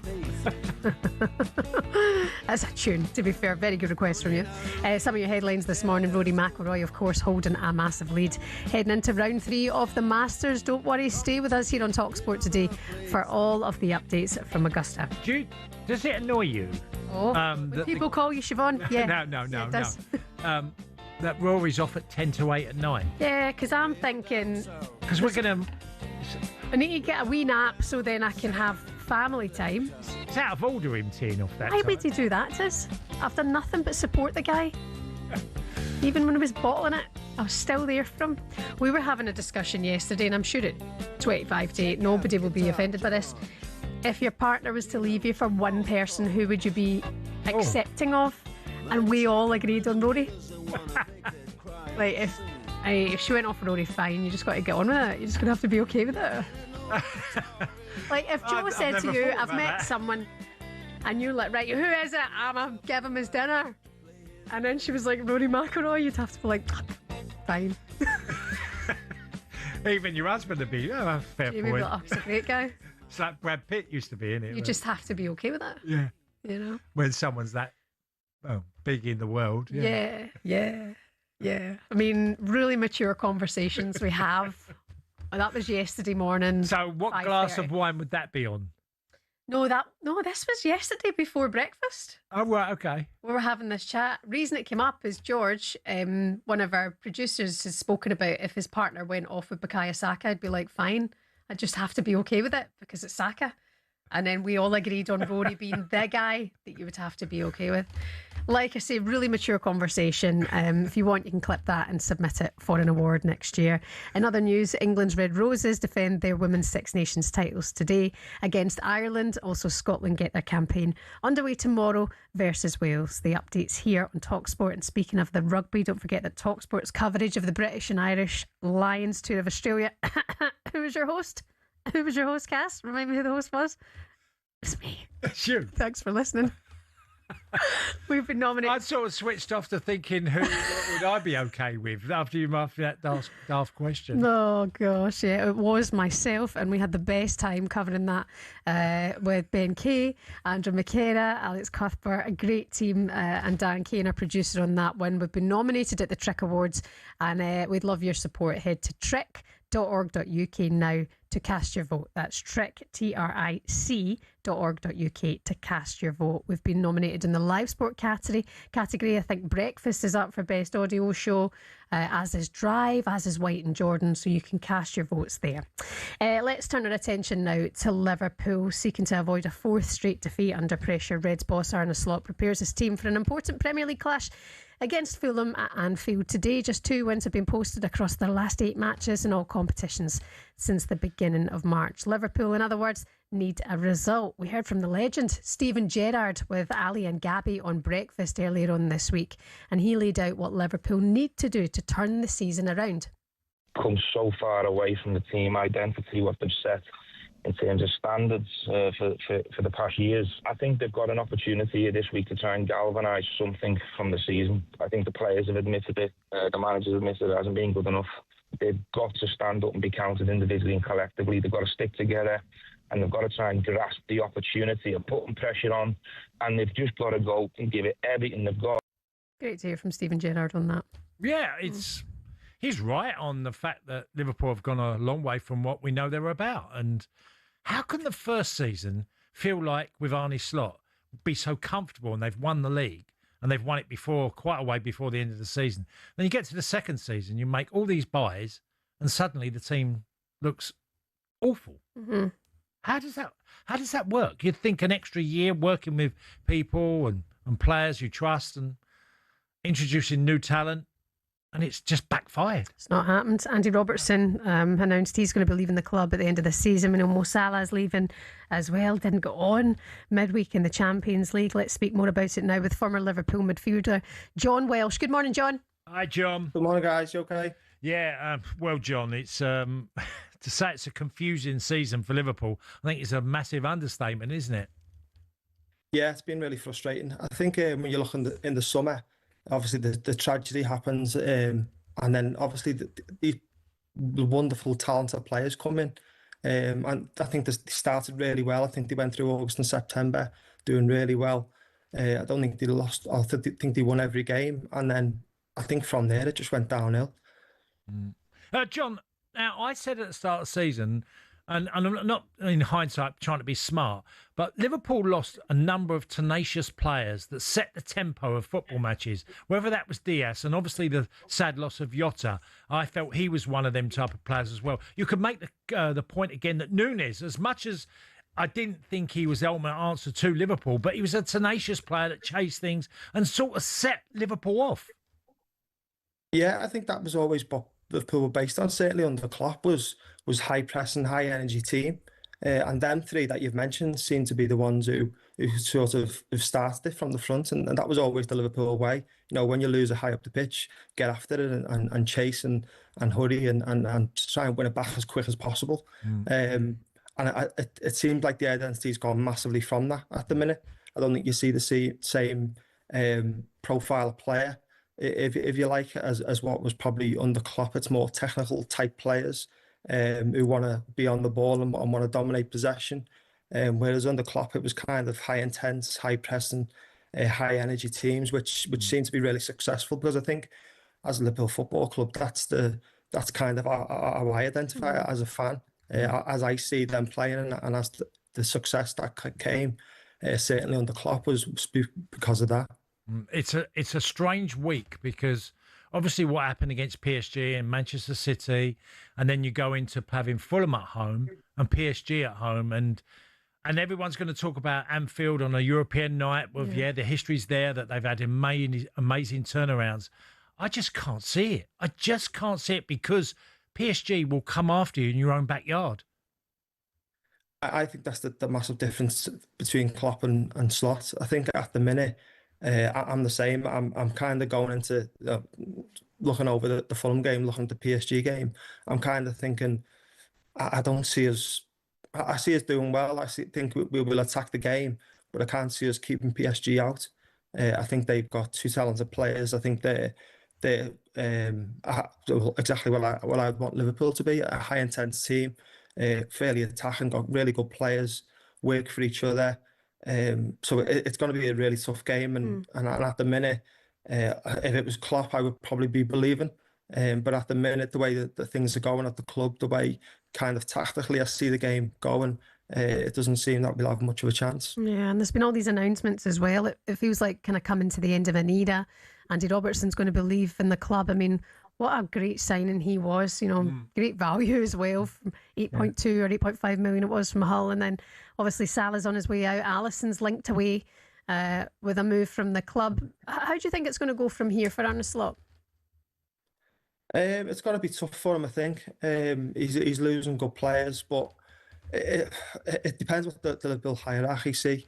If they want to kind of give him his team and give him his tactics and give him the players that he wants, which he seems to have been doing. That's why we've seen players coming in the summer. They probably will give him a bit longer, I'd imagine. But you're losing fantastic players. You're losing players who, from the outside looking in, are a big part of the dressing room, who were leaders within the dressing room. So it's going to be tough, and who he replaces them players with is going to be vitally important for them. Yeah. I just think it's one of the strangest seasons I've seen from a team that were champions, and what they've been this year, especially defensively. Konate's made so many mistakes in certain games, and at Paris he was actually really fortunate. He didn't give away a penalty, and maybe even could have got sent off.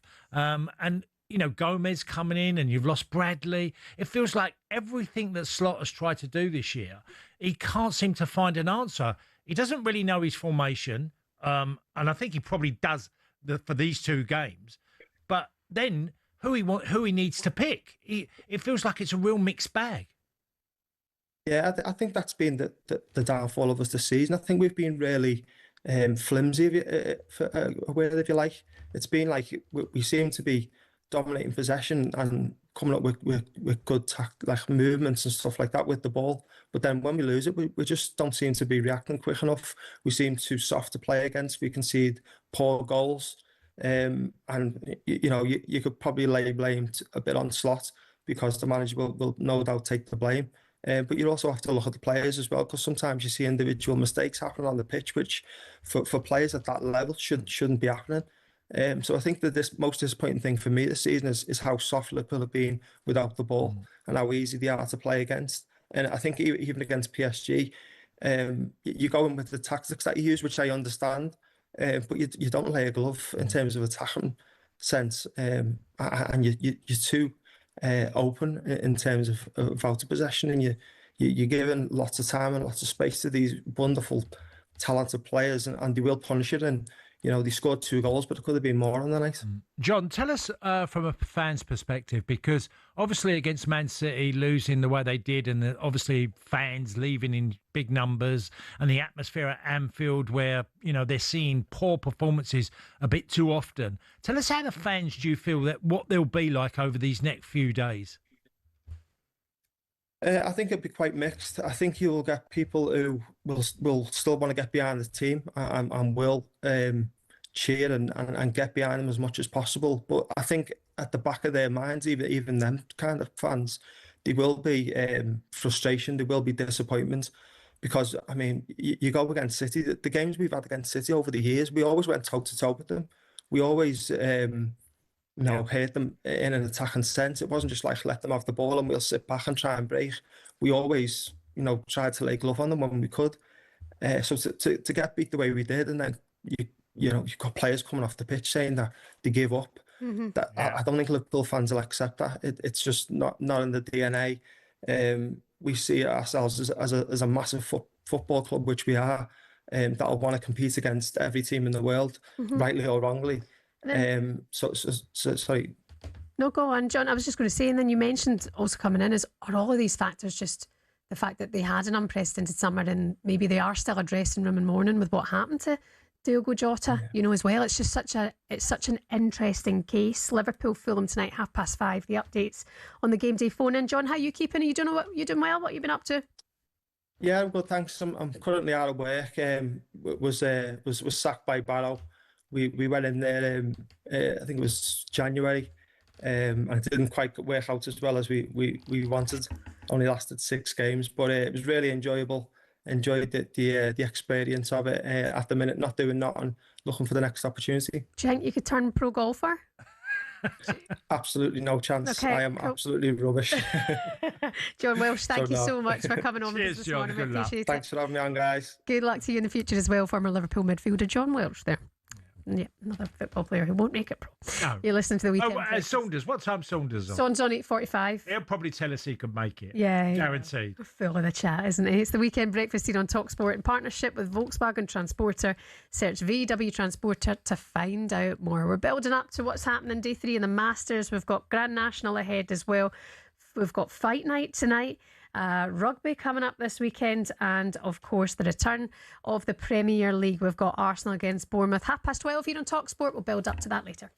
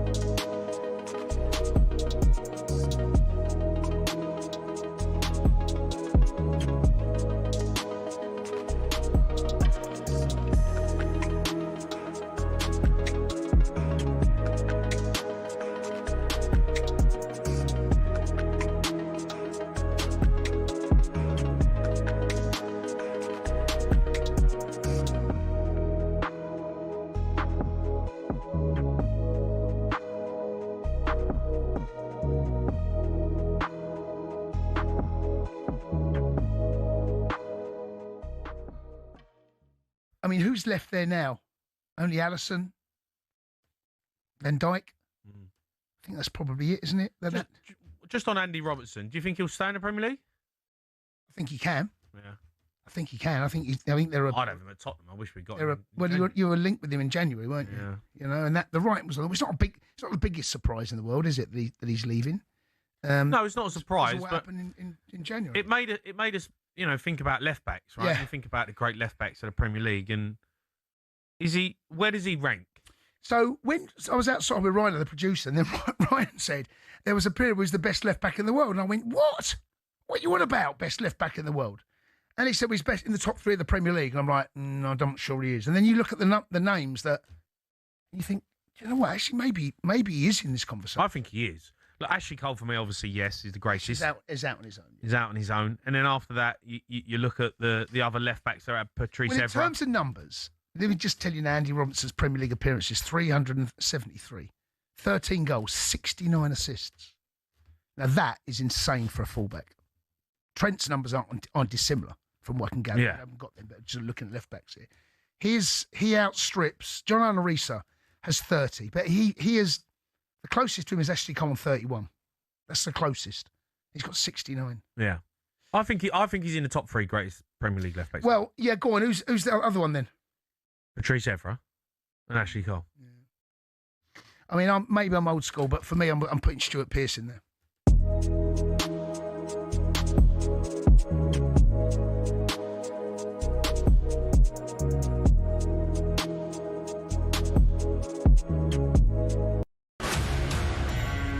Hello and welcome to talkSPORT Goals. We've been taking you through what should be another busy day of football.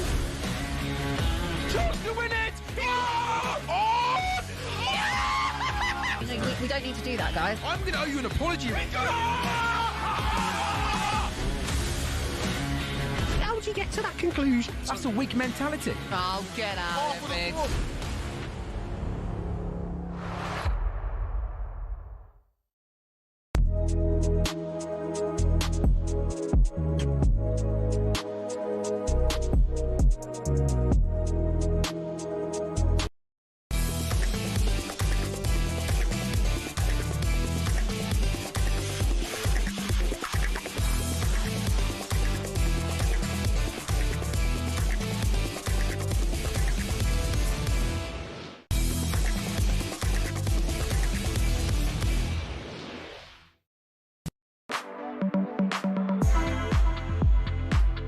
Morning to you. It's the Weekend Breakfast here on talkSPORT. We're live on the Smart TV, but on the YouTube channel as well.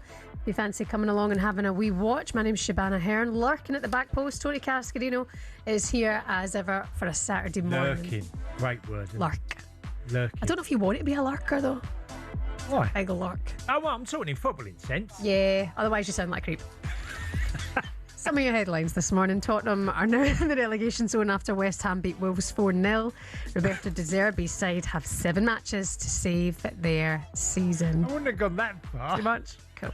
And Everton take on Brentford at the G-Tech in a battle for European qualification. Ahead of the game, David Moyes said the Everton fans deserve to have nights in Europe for the first time in a long time. I do want to talk about it because this club, this group of supporters, or all the supporters I should say, have suffered so much. I think the thought of getting them back into Europe to me makes me think it would be fantastic for the support here in the club and everything they've been through recently. So I'm driving it with the players that can we try and do it? We may not, but we'll hopefully do it. And you're right, the nights I had when at West Ham were at Europe were brilliant nights, and we didn't always win. We led to a quarter-final, a semi-final, and eventually we got to a final which we won. So I'm hoping that I get the opportunity to try and do that again. Would be great for Everton, and just if he can do that, he's close to doing it. Cass just shows what a manager he has been. Unbelievable. And I find the management discussions so interesting, as in, you can be flavour of the month, you can do brilliant jobs, and then then it goes the other way and people don't believe in you and you have the bad experience. Just look at Frank Lampard and, his career. And he's not really had a bad time. And, but there's still Steven Gerrard's experienced it now where, the Villa experience ruined him and then, maybe not get the Liverpool job because of it. Managers fail, Shebahn.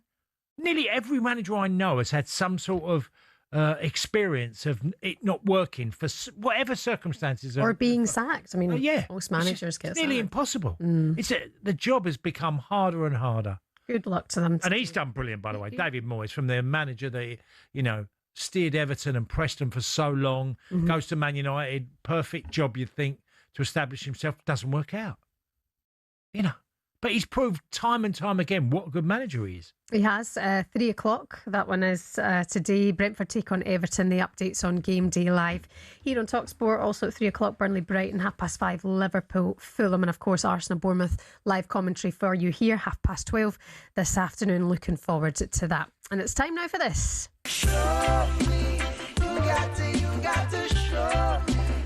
This is Show Me talkSPORT. We're looking at some of the best and best bits throughout the week here on talkSPORT. Cass, let's start with breakfast this week. Alan Brazil, in true fashion, hammering our correspondent Rupert Bell for his tips at the Masters this year. I shall be having a word. My lawyers will be in touch. But anyway... well, you did say also, Rupert, I hate to remind you, but as you're in a bullish mood, you did say don't touch Rory with a barge pole. Yeah, I did say that too. What an absolute plonker. But never mind. He's only favourite now, Rupert. He's only... Well, but the other one I also said I didn't think would go well was Scotty Scheffler, and he's played ominously well. That dropped off as well a little bit, didn't it? Well, we've all been there. Yeah. I mean, come on. Have everyone predicted or backed everything they said, they'd never have to work again. Yeah, I think Al also said ahead of Grand National today, there's a horse that Rupert's backing because Alan says he fancies the trainer. Which is not true. Rupert says that is not true. Don't forget, talkSPORT Breakfast back Monday morning with the legend Jeff Stelling. He's going to be back here in the studio Monday morning from 6 o'clock alongside Super Ali McCoist. Rory McIlroy earlier this week provided his exclusive Champions Dinner, a traditional dinner menu selected by the defending Masters champion. This week on Drive, Darren Bent picked his very own Masters menu. Beef carpaccio or and prawn cocktail. Main meal, I'd probably go with... Now, this is what I'm looking forward to. You're treating everyone to what? You'd have to cook it. So you get the best chefs from all over the world in. Oh, is that right? Oh, yeah, you're not cooking it for 318 people. Okay, here we go. So, oh, yeah, you're getting the top of the top. T-bone steak. Yeah. Yeah, proper T-bone. Yeah, like that. With chips. Fat chips. Yes. Okay. Yeah. Mac and cheese. Yeah. And broccoli, tender stem broccoli. Okay. With a little bit of chilli and garlic over the top of it. That sounds nice. Yeah, I like this. Is good. It's beautiful. Yeah. Dessert, apple pie, hot with custard or ice cream. I'm not having much of that. I just don't know if I would like that. No? I mean, it's a steak, Sounds isn't it? nice. It's apple pie is just so overrated. Not for it. What about rhubarb? No. Crumble? No. Oh, I love a rhubarb. All that crumble stuff, not my vibe. Give me a big chocolate cheesecake or a sticky toffee pudding or a chocolate sticky. pudding that all runs I think out. Rory had sticky toffee pudding. Yeah, didn't he? Rory's dinner, I was like, okay, I could go there. Yeah. I could enjoy that dinner, Rory. There's your dinner. I'd probably go main meal. It'd either be a Stoker or a scallop Milanese. I love an scallop Milanese. Really love it. Where was that? I went recently and I got one scallop and it was about 40 quid. That's about right, really. It's crazy for one little scallop, but if you do it right, oh, perfect. Don't forget, Drive is back next week, 4 o'clock on Monday. And if you have 21 minutes spare, don't forget 21 minutes to go.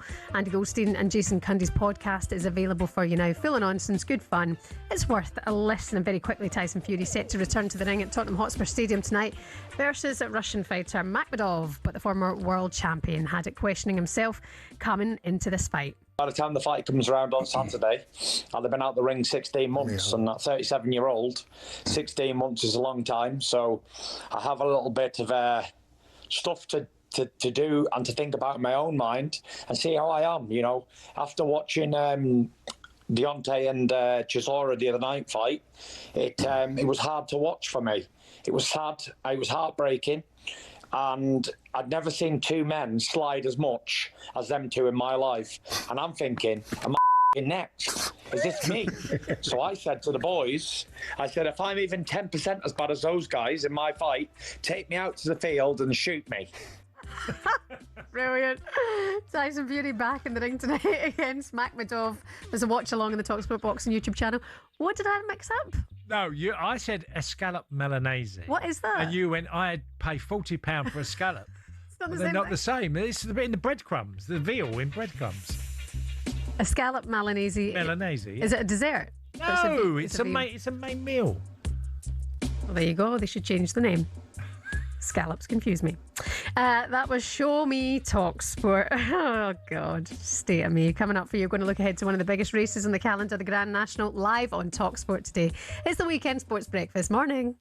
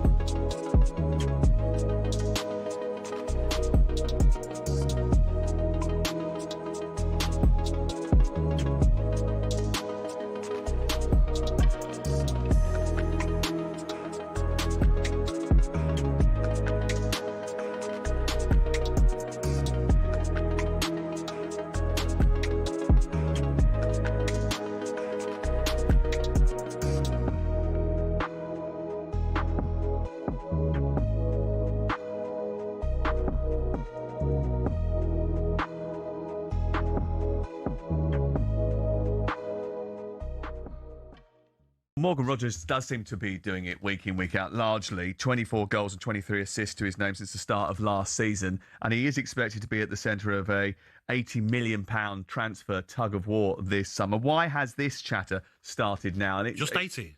I think they want a bit more than that. I was doing some inquiries this morning to see if he's got a release clause in his contract. Doesn't sound like he does. And I think Aston Villa are within their rights to ask for Jack Grealish type money for Morgan Rogers. And I think somebody will pay it. I think he is capable of going on to one of the top clubs in the country. But as Gabs has said, ideally Villa will want to keep him, but we know they're under financial pressure. More to do, I think, with the UEFA financial regulations than the Premier League ones, but it may be that they have to cash in, particularly if they don't make the It would upset the manager. June the 30th as well. It would upset the manager because he's like his son. He's his favourite player. He plays every game. He's the last one to come off.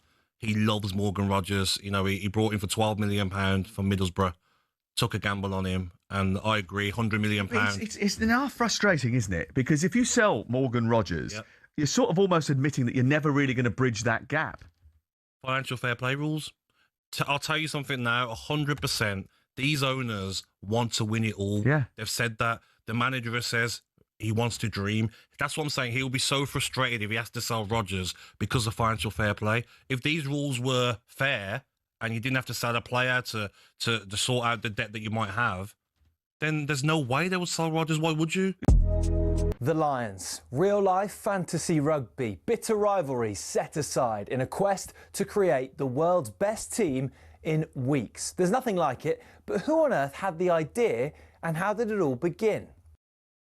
Incredibly, the first Lions tour was organised and funded by three men who played in England's first ever Test cricket match. Opening bowler Alfred Shaw, opening batsman Arthur Shrewsbury and captain James Lillywhite. The 1888 Lions squad then, made up of 17 English, 4 Scots and 1 Welshman and a Northern Irishman, took a 46-day boat trip to New Zealand before heading to Australia. The Lions weren't alone on the boat. Also on board were 300 stoats and weasels who were brought over to eliminate New Zealand's rabbit problem.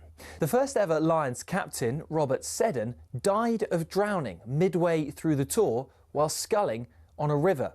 Andrew Stoddart, who was another of the cricketers there, took over and was the star of the tour. The next one was the first to get official recognition from the RFU against the newly formed Springboks. Although the Lions won the series and beat the Boks again 5 years later, in the 12 series since in South Africa, they've only won 2. New Zealand has proved an even tougher hunting ground, just the one series win for the Lions in 11 attempts, which came in 1971. And then there was that nail-shredding drawn series in 2017, only the second in Lions history. Only once have the Lions clinched a series after losing the first test, 1989, when David Campese's infamous ghost pass was pounced upon by Ian Evans. Before World War II, the Lions had a dark blue strip, which on the 1930 tour forced the All Blacks to play in all white. So in 1950, the iconic red shirts, white shorts and blue and green socks combination was born. It remains the symbol of the greatest alliance of adversaries in all of sport. To borrow the phrase from Jim Telfer, the Lions is Everest.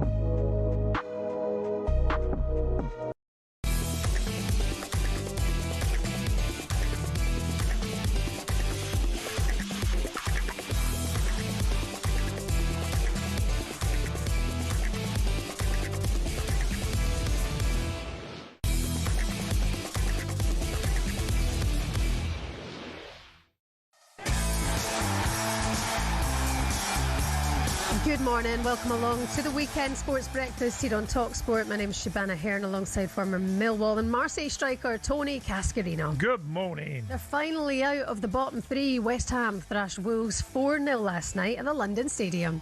Flicked in towards the edge of the 6-yard box, and Mavropanos on the floor turns and fires it past the goalkeeper to make it 4-0 to West Ham and complete a remarkable victory. Crucial win for the Hammers. Now all the pressure is on Spurs, who sit in the bottom three. Today's lunchtime kickoff sees Arsenal host Bournemouth, and manager Mikel Arteta has a message for the Gunners.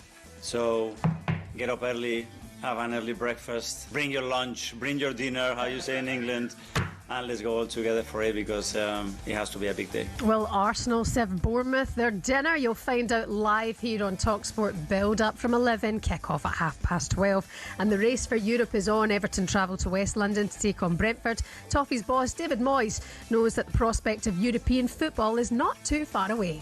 You're right, the nights I had when I was at West Ham were at Europe were brilliant nights, and we didn't always win. We led to a quarter-final, a semi-final, and eventually we got to a final which we won. So I'm hoping that I get the opportunity to try and do that again. Should be good. All the updates coming on GameDay Live with Adrian Durham from 2:30 here on talkSPORT.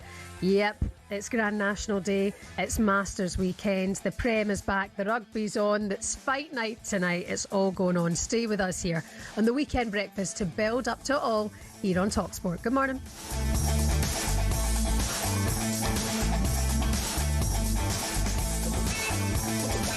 Remind me the name of the dinner?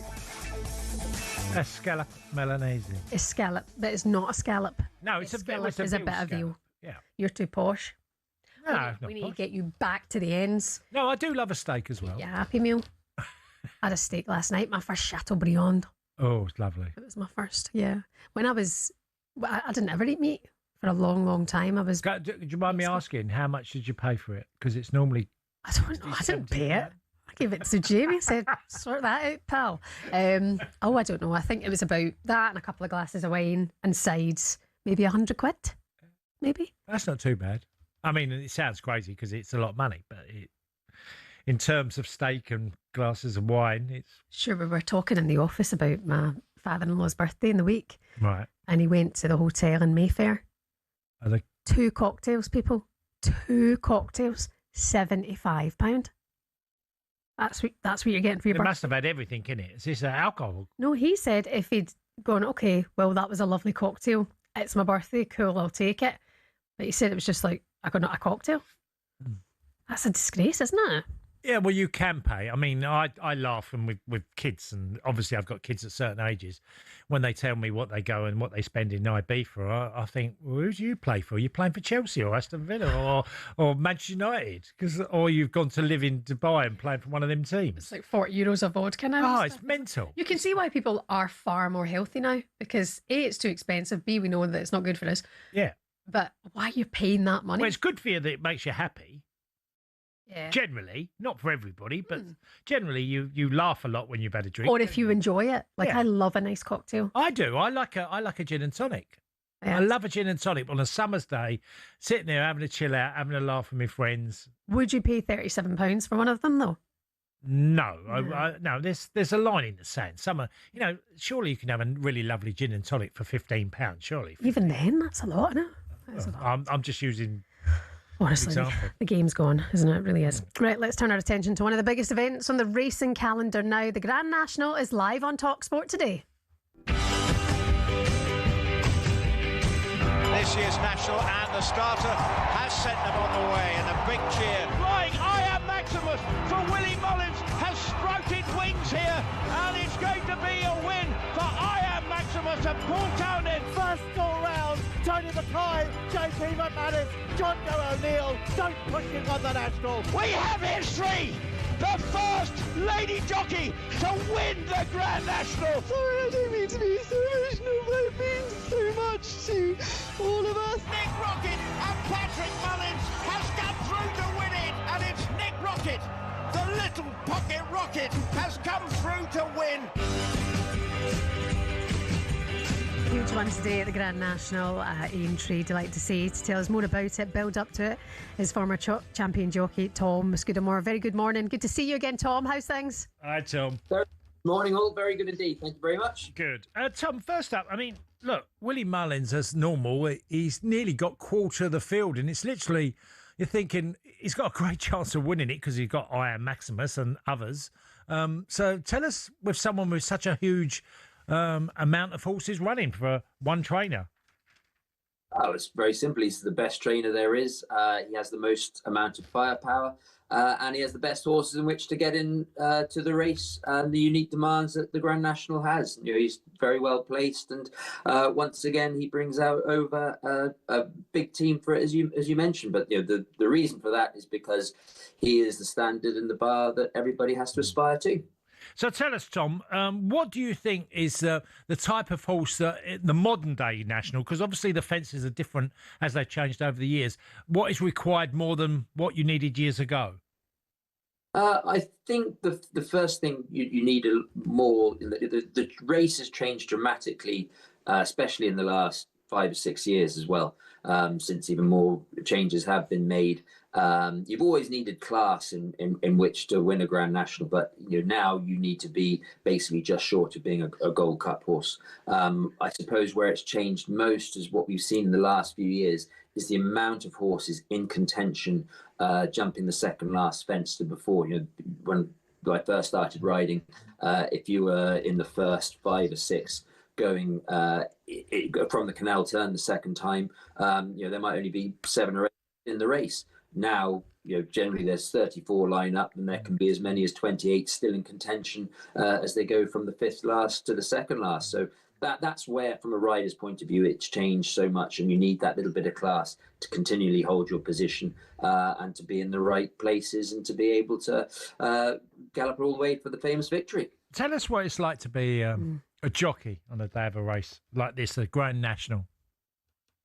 Well, it depends on what you're riding, but it's you know, it's first of all, you know, when you aspire to be a jockey, you know, you want to ride in the big races, and if you're fortunate enough to ride in the Grand National, you know, that's one of the targets you set out to do. You know, I used to think from a very early age, if I was going to be a good jockey and if I was you know, worth my place, as it were, I have to ride in races like this. So that sort of switches your mentality a bit. You try and treat it as any other race, but the build up to it, generally you're staying in Liverpool as well. You get a real feel for the place. So there is that anticipation, excitement, and it just continuously builds until you walk down to the start when you get on your horse at sort of 3:45 this afternoon and walk on down. That's when it starts, that pressure and that build-up starts easing off, and you can start concentrating. It's just that's the difference today from any other race you're riding in, is that continuous build-up, just slow and steady before it reaches the crescendo. Oh, can't wait for it. I mean, I'm just reading about Panic Attack. Brazil was talking about that yesterday on talkSPORT Breakfast. I've got my eye on Panic Attack. Who are you fancying for this? Well, she has an outstanding chance. She's had a wonderful season, although she was only third at the Cheltenham Festival. She has a very good weight. The handicapper has given her a good chance. She just squeezed in at the bottom. So, of course, you'd have to give her a chance. Look, I suppose the boring thing is, whatever finishes in and around I.R. Maximus has proven them the last 2 years will win the Grand National. I think he's got another outstanding chance. I'd just be a little bit concerned with him about the ground, listening to the forecast. Okay. Obviously, they talk about rain in the east and in Northern Ireland. It looks like it's going to miss Liverpool, which the connections of I.R. Maximus would have liked a little bit more rain. And I suppose if you're looking at ones at the bigger prices, I'd be mentioning the likes of Final Orders and perhaps Favre de Champdou as well for Gordon Elliott. Again, another Irish trainer with a strong hand. But if I was to pin my flag to the mast, I think I'd have to say I.R. Maximus once again. Yeah, I always remember my younger days, and Ben Nevis when it won, and I'd had a little bit on it. And you get so attracted to the names, don't you, Tom, in Grand Nationals, because there's so many funky names and names that are personal, relations, family, friends, everything is involved in this race. Yeah, absolutely. And I suppose the other thing the Grand National, time and time again throws up those wonderful stories. You talk about Ben Nevis's Grand National, that was ridden by an American amateur who came over. He had his one ambition was to win the Grand National, and he did it with Ben Nevis. He wasn't a particularly experienced chap. He still lives in Maryland over in America, and he came all the way over with a dream. Every year, last year with Patrick Mullins and winning for his father and the family connections there. Every year there's a fantastic story attached to the race, and that's what makes it so special. And sadly, there's always a sad story as well. It seems like more and more of the racing now. Gold Dancer had to be put down. Tell us about this, Tom. I mean, it's right that we mention it. Yeah, it is. Of course it is. And it was a very sad circumstances yesterday for everybody involved. First of all, to the connections, and losing any horse at any time is very sad, and especially one that had the ability and the promise that Gold Dancer had. It was a very sad situation. I feel extremely sorry for the jockey involved as well. Mm-hmm. Paul Aherne had a split-second decision to make, which in hindsight he got wrong, but there was nothing, that's very easy for me to sit down and say that he's done that in hindsight, because, it's not like driving a car, suddenly a light doesn't come on and starts telling you and warning you of what's going to happen. Paul, obviously, with everything that was going on, didn't feel that the horse had suffered an injury until passing the line. So it's a really unfortunate set of circumstances. But first and foremost, I will say all condolences go to those involved. Yeah, a great shame. It really is. Listen, former champion jockey Tom Scudamore, as ever, thank you so much for coming on. Thanks for your time. Enjoy today. Thanks, Tom. Thank you. Take care. Take care, Tom. Don't forget the Grand National live here on talkSPORT today with the best in the business, Rupert Bell, and former jockey herself, Lizzie Kelly, going to be part of our Game Day live coverage with Adrian Durham. Don't forget you can also enjoy complete coverage of the Randox Grand National Festival from Aintree on Racing TV. It's the only channel showing every race live. Don't miss a second of the action. Join Racing TV with a 60% saving now. Head to racingtv.com/talksport. Hurry now because the offer ends tomorrow. To celebrate Racing TV, we're giving away 4 tickets to the Jump finale at Sandown Park and a 1-year subscription to the channel. talksport.com/win to enter for that. 18 plus, terms and conditions as always apply. You're listening to the Weekend Breakfast here on talkSPORT in partnership with Volkswagen Transporter. Working with you, we'll get all your odds next.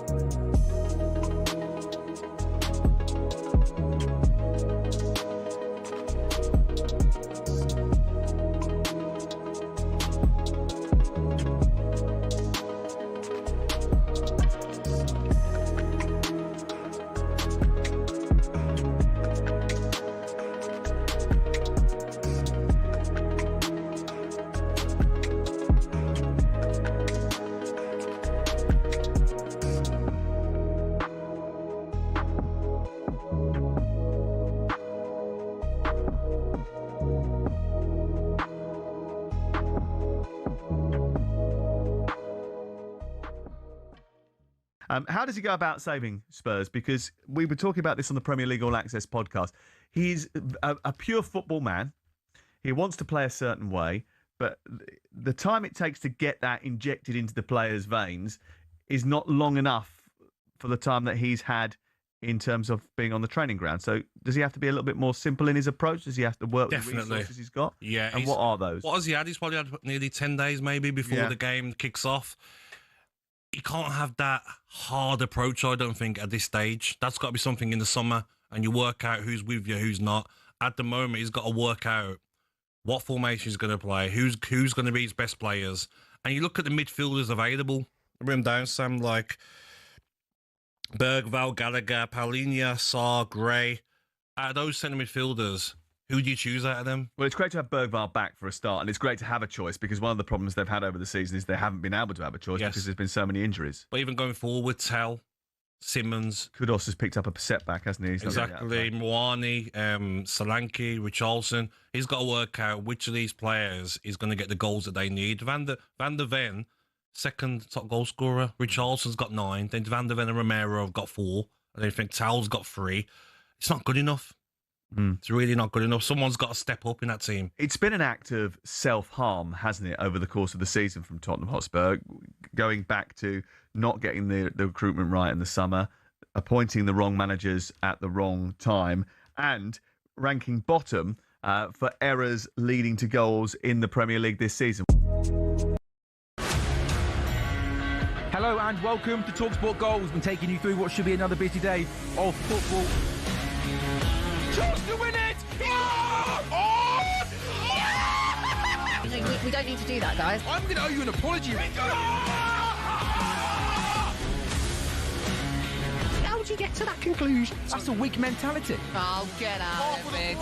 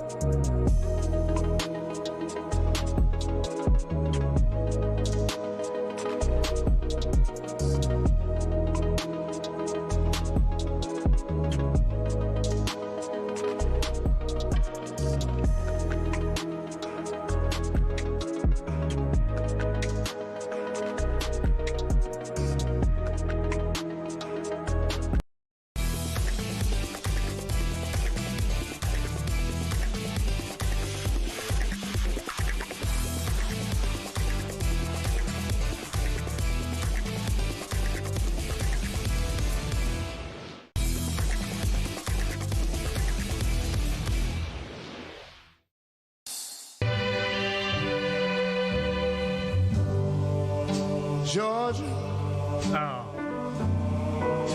Georgia. Come on. The whole day through. Good morning. There's another voice. Who sings it? I'm not sure. I'm not sure. That's why I asked you. Do you know? I do know. He's not. Oh? I know everything. Ray Charles. Ray Charles. Yeah. Georgia on my mind. Yeah. Rory McIlroy in everyone's mind for the job that he's doing at the Masters Day 2. A 6-point lead. Well, we've got it live on that. Well, it's not live. We've got it recorded from yesterday. And he's now just birdied the 12th, and he literally birdies 6 of the next 7 holes, doesn't he? Birdies the 12th and then has the running. The chip on a 17th. Yeah. He's the GOAT. Well, he is at the moment, yeah. Unbelievable stuff. I mean, it's rare that you can get back-to-back green jackets. It's happened before. Last time it happened was Tiger Woods. Fowler done it. Fowler's done it. Tiger Woods. Did it. Jack Nicklaus. Yeah. So it has happened, but you know, it looks like Rory could do it again. But it's been in them sort of elite clubs, isn't it? Yeah. You know, like to get all the Grand Slam, you know, all the majors, which Rory achieved last year. Yeah. To win them all, that's an elite club. Now, if he used to go back-to-back, he'd be in another elite club. Yeah, and he's made history on the 36 Yeah, Right, lead. like the 36 got the whole lead, yeah. Really, really brilliant stuff. All the updates from Augusta, Georgia, here on talkSPORT today. We've also got the Grand National live for you, talkSPORT at 4 o'clock as well. And of course, Arsenal take on Bournemouth 12:30. That kicks off our Premier League commentary this afternoon. We can now get the latest odds with Coral. The Coral Daily Download on talkSPORT with Coral. We're here for the fans this season. 18 plus gambleaware.org. Very pleased to say Dave Stevens is with us this morning. Hi, Dave. David. Good morning, Shebahn. Good morning, Kaz. I was waiting for... Oh, hello. Look at him. Oh, it's a money-making machine today, isn't it? Oh, he got his best on. Regular viewers on the YouTube channel will notice I'm slightly smarter today. That is, of course, because once I've spoken to you guys, I will be heading off to Aintree for what remains my favourite day of the year, because it's the one day that the nation comes out to have a flutter. Estimates that up to a third of the adult population will place a bet, and a lot of those, of course, will be placed on behalf of family members. Yeah. It's the race that gets people watching the sport, and it retains, for me, it retains all the magic. And people will tell you the fences aren't what they were, but everything in life evolves. But when it comes to the Grand National, it is still the big one. It's still the day the nation has a flutter. And my message is always, Shebahn Cass, is back whatever you want, because honestly, any of these horses can win it. Some will tell you they can't. It's all about the class horses, but there's 34 runners there. Do not be afraid to back any of them. And look, a few that we think will be popular. Last year's runner-up, the winner 2 years ago, I Am Maximus. I mean, that's a great name. That's a strong name. The horse has got great form. He's favourite.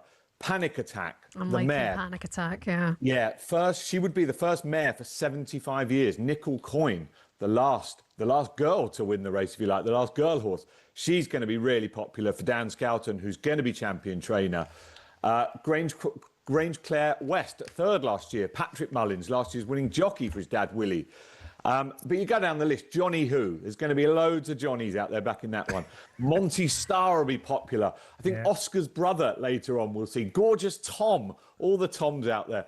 But I was trying to find one that Rory McIlroy fans could latch on to, given Rory will come on to the Masters. But maybe Champ Kylie. He is the champ, of course. Top of the bill, maybe? Yeah. He will be And then there's High Class Hero. Yes, High Class Hero. Again, if that's a 66-1 shot. Again for Willie Mullins, James Bowen, top jockey, rides that one.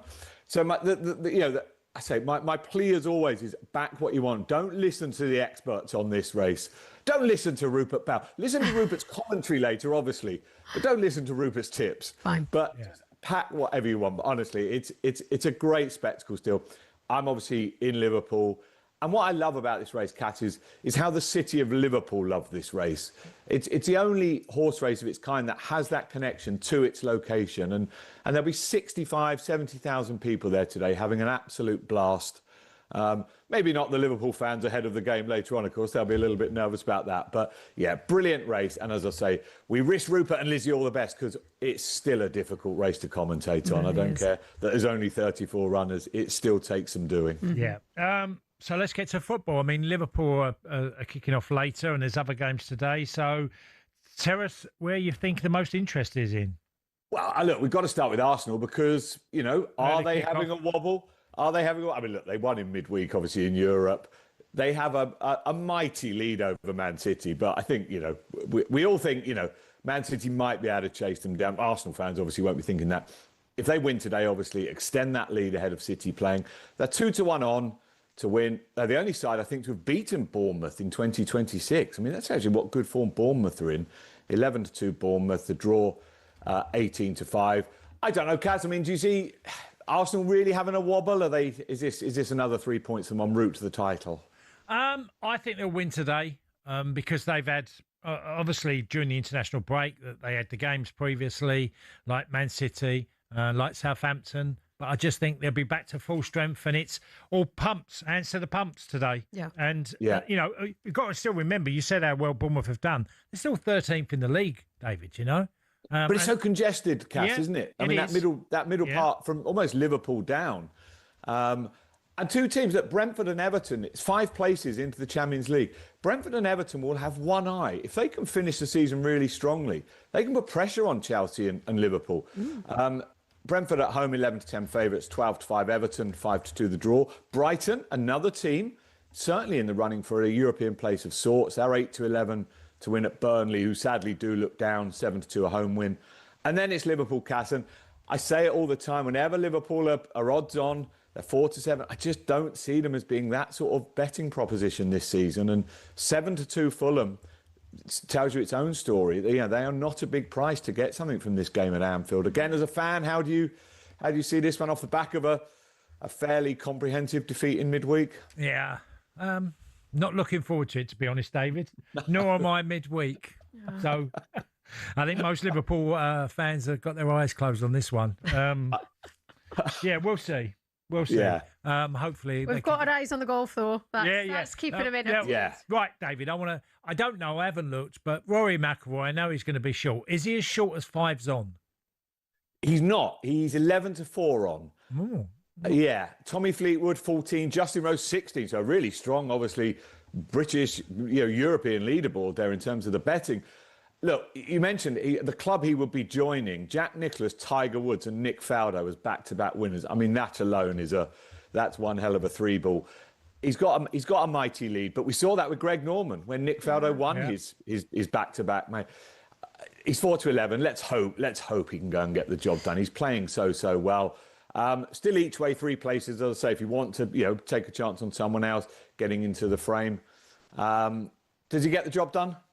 Well, yeah, I'm saying yeah. Yeah, he's on. Look, if he goes under par for the weekend, he's definitely won it. Yeah. Okay, if he goes under par. If he shoots par and 2 under, he'll win it again. I don't think anybody gets a 14 now. We never know because someone can jump out the pack. But Rory, I just think he knows now that the back 9, like he did yesterday, it's well within his hands. If he gets in a position he needs 2 or 3 birdies, he'd be very confident of doing it. Yeah, I got him on at 12-1 a few weeks ago as well, Dave, to win. So I know. Stick in that case, give us your Grand National tip. I'm going for Panic Attack. There we go. I think she's got a mighty chance. I really do. Look, we end tonight. Huge day of sport. Tyson Fury 5-1 on. Makhmudov is 4-1. It's been a while since we've seen Tyson Fury. He should have too much for his Russian opponent, but what a day of sport. But I'm with you on Panic Attack. But I've also backed about 5 others in the race. But gamble responsibly, but have a flutter because it's a great day. Dave, enjoy it. Listen, you look great, so go and have a good time. Be good. We'll see you again soon. All right. Cheers, guys. Dave Stevens there. That was a look at the latest odds with Coral. 18+, begambleaware.org. Please gamble responsibly. The Coral Daily Download on talkSPORT with Coral. We're here for the fans this season. 18+, gambleaware.org.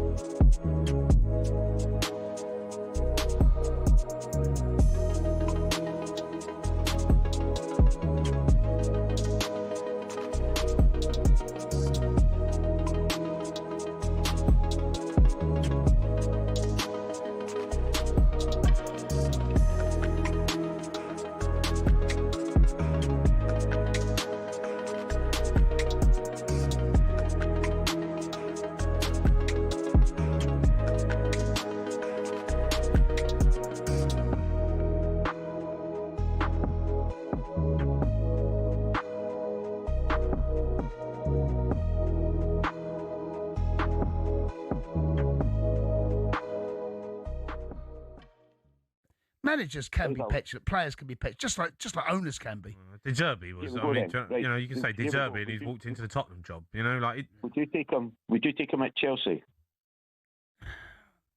Right here, right now. Why are you hesitating? Well, because that's just it's a rhetorical question. I know, but would you take him at Spurs? Yeah, I would have, but we got De Zerbi. I know, but you're facing relegation. You got Rossini as the manager. That's not the question. Okay, the question is? Would you take him at Chelsea? No. Why? Well, that have to give you a reason, right? No. What do you mean? I want a reason. Because he's petulant. No, that's not a reason. Well, it is. You've had loads of petulant managers. I know, but you've had hundreds of them. They get sacked. Okay, but that's absolute garbage. Don't tell me you wouldn't take Glasner over Rossini. No, I wouldn't. Oh, mate. No. What are you on about? You throwing your pen down. What are you on about? You're like a petulant No, child. I know, but you're just an idiot. Like, I know you got like a little Chelsea gig. I know you got your little Chelsea gig going on over there. I don't get me own way. No, so I'm throwing my pen down. How childish are you? No, that is absolute guff. Throw that. No, it's absolute guff. You're talking absolute garbage. Don't talk garbage. Glasner is a million times better manager than Insigne. Okay. Don't sit here and say you wouldn't have him at Chelsea. No, not having at Chelsea. Oh, he's too petulant. Oh, no, he wouldn't. Can you imagine him? Can you imagine him with the owners? He's just thrown out with Steve Parish. What's going to go on with Todd Bowley? Him and Todd Bowley. You're an absolute nugget. No, well, if you don't like the question, don't ask. Stupid pills. Don't ask the. If you don't like the answer, don't ask the question.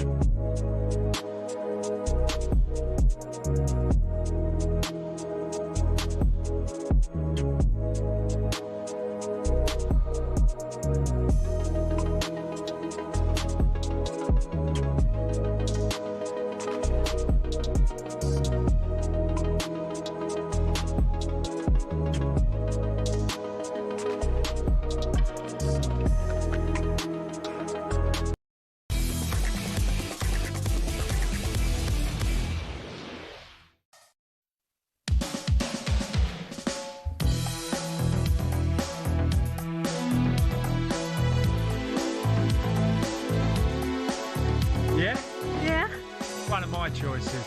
See, it's the golfing analogy, yeah? Yeah. I swing out. Swing out, sisters. This is probably their biggest hit. This is a good song. Yeah. Turn it up, DJ Jasper. Yeah, good choice from you, Cass. Good morning, it's the Weekend Breakfast here on talkSPORT. We're live on the Smart TV. We're on the YouTube channel if you want to watch along in the studio.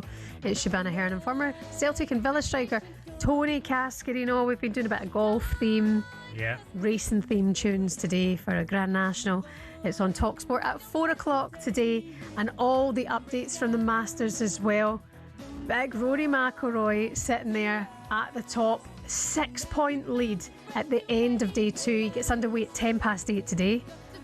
It's late. What are we going to do? Because I know it's 10 to 8. It's in the 10 to or 10 past. I mean, it's still late either way because it's going to go on. He won't finish till gone 12 o'clock our time. So do we do an all-nighter, or what's your plan? No, he kept me up last night, so I managed it. Did you get any sleep? Yeah, a bit, but I loved it. It was brilliant last night. Do you know what was really special about it as well? The young lad Mason Howe, the amateur. Oh yeah. In the 3-ball with Cameron Young and Rory McIlroy, and he's having to watch and thinking. I bet he's thinking, I don't know if I'll ever get that good. You know, when you're with him, and he's an amateur and he's a champ, so he got the right to be there. But he would have seen firsthand of how great some of these players are. For sure. I mean, Cameron Young, he won recently, Mm-hmm. and then you go up with Rory, last year's winner. the leaderboard's stunning. I mean, you've Yeah. got Reed, Fleetwood, Burns, all in there. Rose, Justin Rose, who of course went to that playoff with Rory last year. Shane Lowry, Rory's best pal. It's absolutely brilliant for day 2, heading into day 3. All the updates here on talkSPORT.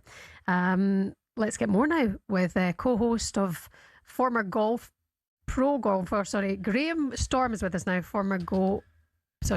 Pro golfer, not go golfer. Oh, golfer, Go golfer, Graham Storm. Good morning. Hi, Graham. Yeah, we got there, didn't we? We nailed that. Good morning. Graham, I've got to ask you because, a phrase that's always been thrown out at golf, having it on a piece of string. And when Rory, obviously his driving wasn't particularly great over the first 2 days, but boy, has he got it on a piece of string after that. Yeah, I mean, he's playing fantastic golf. I would say that it's very Tiger-esque. When he gets out of position, he doesn't get flustered. He puts the ball back in position. And obviously, when you saw him pitching on 17, that was exactly what Tiger Woods would do, wouldn't it? Something magic would happen, and Rory's got that. I was reading a stat earlier, Graham, and you probably have probably heard it about his driving. The one with there were 91 players this week in the Masters field. The player in 91st place for driving accuracy and 91st on the leaderboard. So he was last with the worst driving accuracy. The next player, his 90th, was Rory McIlroy, and he's top. Doesn't make sense. It's quite incredible to miss that many fairways and get away with it, but that can happen at Augusta. The ball can run through into the pine needles.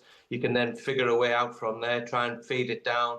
And he's played the par 5s to perfection when he's been out of trouble. 13 and 15 were a great example. He put it in a perfect wedge distance position and made up and down for birdies on both occasions. I mean, as a player yourself, Graham, and you know when you're playing your best golf, and yesterday was weird because it felt like, I don't know why, he's got this aura now that he wasn't phased at all. Even when he missed a short putt and he bogeyed, I think, number 10, and then he just went literally 6 birdies in the next 7 holes.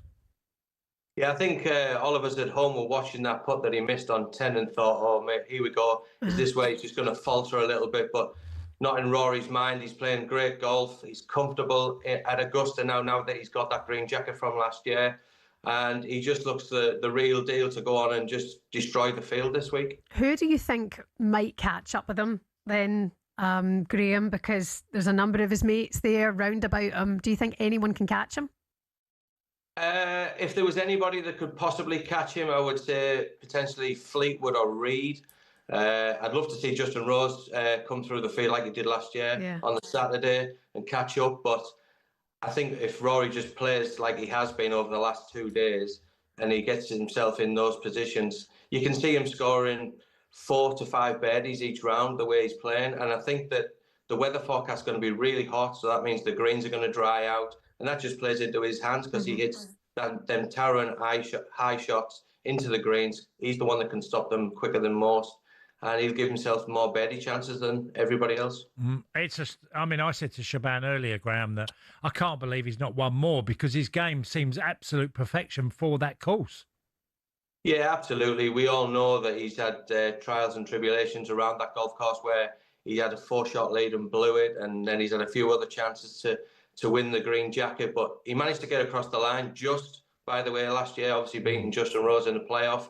And now he's done that, and he could go on to win 4 or 5 if he wins this week. Yeah, I don't want to be negative at all. I think he will do it. But you mentioned earlier on in Rory's mind, do you think he mentally can go to bed last night knowing that he's top after 2 days, 2 rounds, and go, I can still keep going this way? Or will Rory's mind maybe get the better of him, as we've seen in the past? No, I think he's very comfortable in his own mind. I think that he'll just continue to do what he's done over the last 2 days. He said that in his interviews, just one step forward at a time. And I think he'll go on and he could potentially, get towards that 18 under mark, which nobody else is going to get to. Yeah. I think he's the only player that can keep on doing that in this form. And tell us, obviously, a big presence of European players who we mentioned earlier, but it's fantastic for European golf that so many of them are playing well. Yeah, it's great. I mean, obviously on the leaderboard, you've got Shane Lowry, Tommy Fleetwood. They're playing fantastic golf. I'm really pleased that, obviously Justin Rose. I'm really pleased that Rory's playing with Sam Burns and he's not playing with Patrick Reed. I think that's worked in Rory's favour as well, to be perfectly honest. And you're going to have Shane Lowry and Tommy Fleetwood, who are very, very close, great friends, playing together today. They could actually push each other on, and you never know. They might close the gap. But again, that will all depend on Rory's round today. See, that's an interesting point there, because yesterday Cameron Young played really well as well, and he had a number of birdies on the back nine, and him and Rory did the same sort of thing. Well, obviously Rory done even more. Yeah, they were pushing each other on. Actually, Cameron Young played flawless for the same amount of holes that Rory made all those birdies. Cameron Young actually had great shots into 16 and into 18 and didn't convert. And that was the difference. Rory made those putts when he needed to. Yeah, I mean, imagine we're heading into Sunday. I want it for Rory. I really do. I want him to get back-to-back green jackets. It's rare, but it happens. He's looking on course for it. But if we head into tomorrow, we'll let Fleetwood, Lowry, Rosie, his mates all up there with him. That would be a cracking Super Sunday, wouldn't it? It would, absolutely. I mean, it would be fantastic for European golf if those guys were all at the top of the leaderboard and leave the Americans standing. That would be great, wouldn't it? But let's just hope that Rory can just continue to do what he's doing and he gets the job done. And he'd be the fourth person in history just to win back-to-back. Yeah, brilliant stuff. Graham, enjoy it. How are you watching it tonight? Are you doing anything special? No, it's actually a good night for sport, isn't it? The boxing's on, and Liverpool play Fulham before that. Hopefully we get a result there, and it's just a great day for sport tonight, and I'm looking forward to it. Lovely stuff. Former golfer Graham Storm with us this morning. Graham, thank you so much for your time. Thank you. Cheers, Graham. Bye-bye. I probably shouldn't call my GoPro next time. No, he was a serious pro. Yeah, really good. Yeah, Graham. I keep thinking of the weekend and thinking, how much time am I going to have to spend with the family and the kids? Probably little. But I think this is the weekend. I can pretend to be not well, not feeling good. My father-in-law did that on his own birthday, midweek. Called a sickie at his own birthday. I'm not kidding. He said he was genuinely unwell, and I'll take it from him now because he had a bit of a cough, but he didn't go to his own birthday to watch the Masters. That's what I'm saying. He's got my kids overnight. Thank you for that, by the way, because I could watch it as well. But there's so much on. The build up to this weekend has been huge online. The amount of people getting their excuses in early or booking in with a wife that they're going to be out with the guys watching the golf or vice versa. Do you see how important sport is? Yeah. We work on this, obviously, talkSPORT, one of the biggest radio station in the world on sport. And it's like, it engages so many people. Mm-hmm. Sport.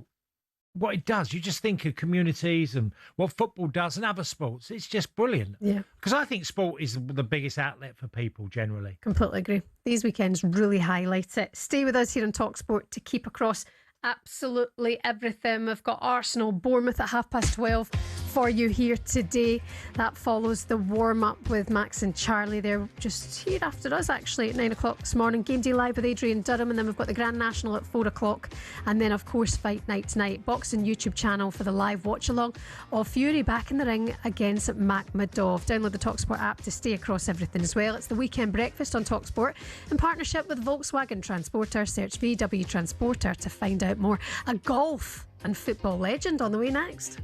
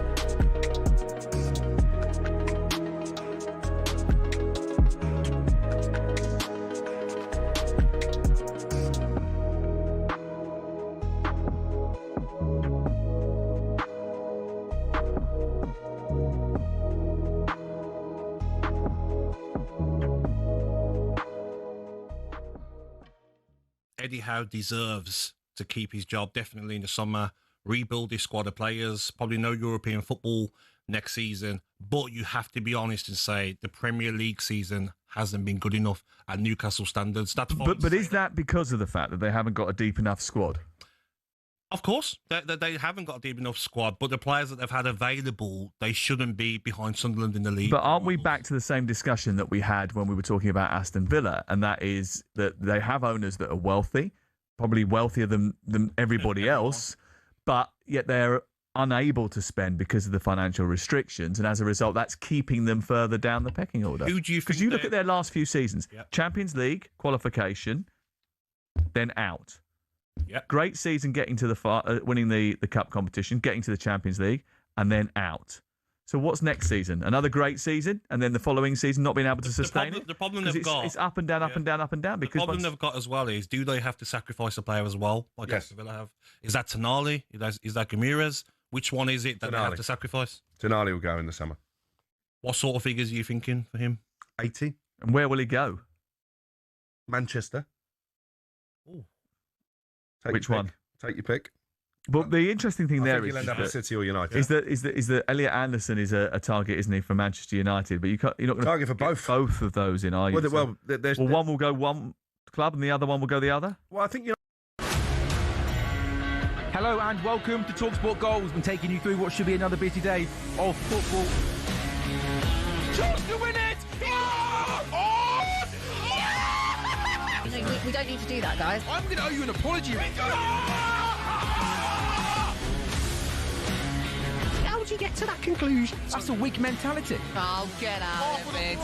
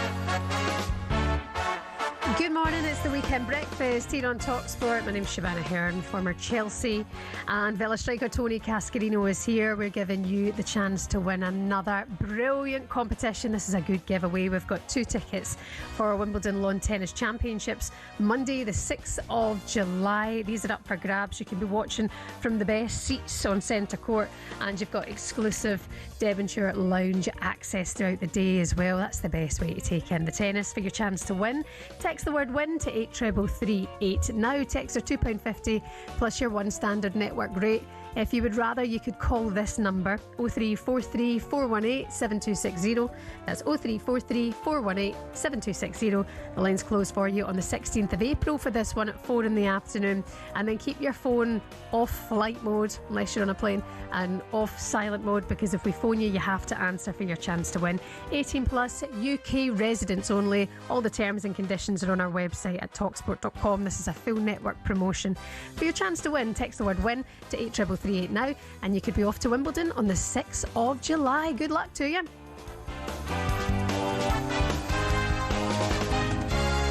It's been a busy wee weekend already. Of course, the Hammers are out of the relegation zone. They absolutely thrashed Wolves last night, 4-0 on talkSPORT. Yep. And now the pressure is on Spurs, who are sitting black and white there in the bottom 3 of the Premier League. Their game, the first for Roberto De Zerbi as manager, is against Sunderland tomorrow, 2 o'clock kick-off. The updates on GameDay Live. And of course, we've got the Grand National for you live today, 4 o'clock here on talkSPORT. That follows Arsenal Bournemouth at 12:30. Live commentary of that one. We've been chatting about Liverpool today. Yes. Needing to turn it around against Fulham. There's pressure on our Arnie Slot, that's for sure. We've got Master Fevers as well, with Rory McIlroy playing out of his mind. He's got a 6-stroke lead from day 2. Day 3 underway a little bit later on. All the updates here on talkSPORT. Somebody who will be glued to it, good at golf, good at football. Could he be pro at golf, though? Dean, the storyteller Saunders is with us. Good morning, Dino. Dino. How can you get my name wrong? I know, but I've butchered everyone's name today. That's what happens when you stay up late and watch the golf. Hey, I tell you what, I'm no good at predicting winners. I've given up on Matt Kuchar. So this year I predicted Robert McIntyre. Same here. I went for him as well. Well, he was playing really well, Dino, before he got to this tournament. Wasn't he?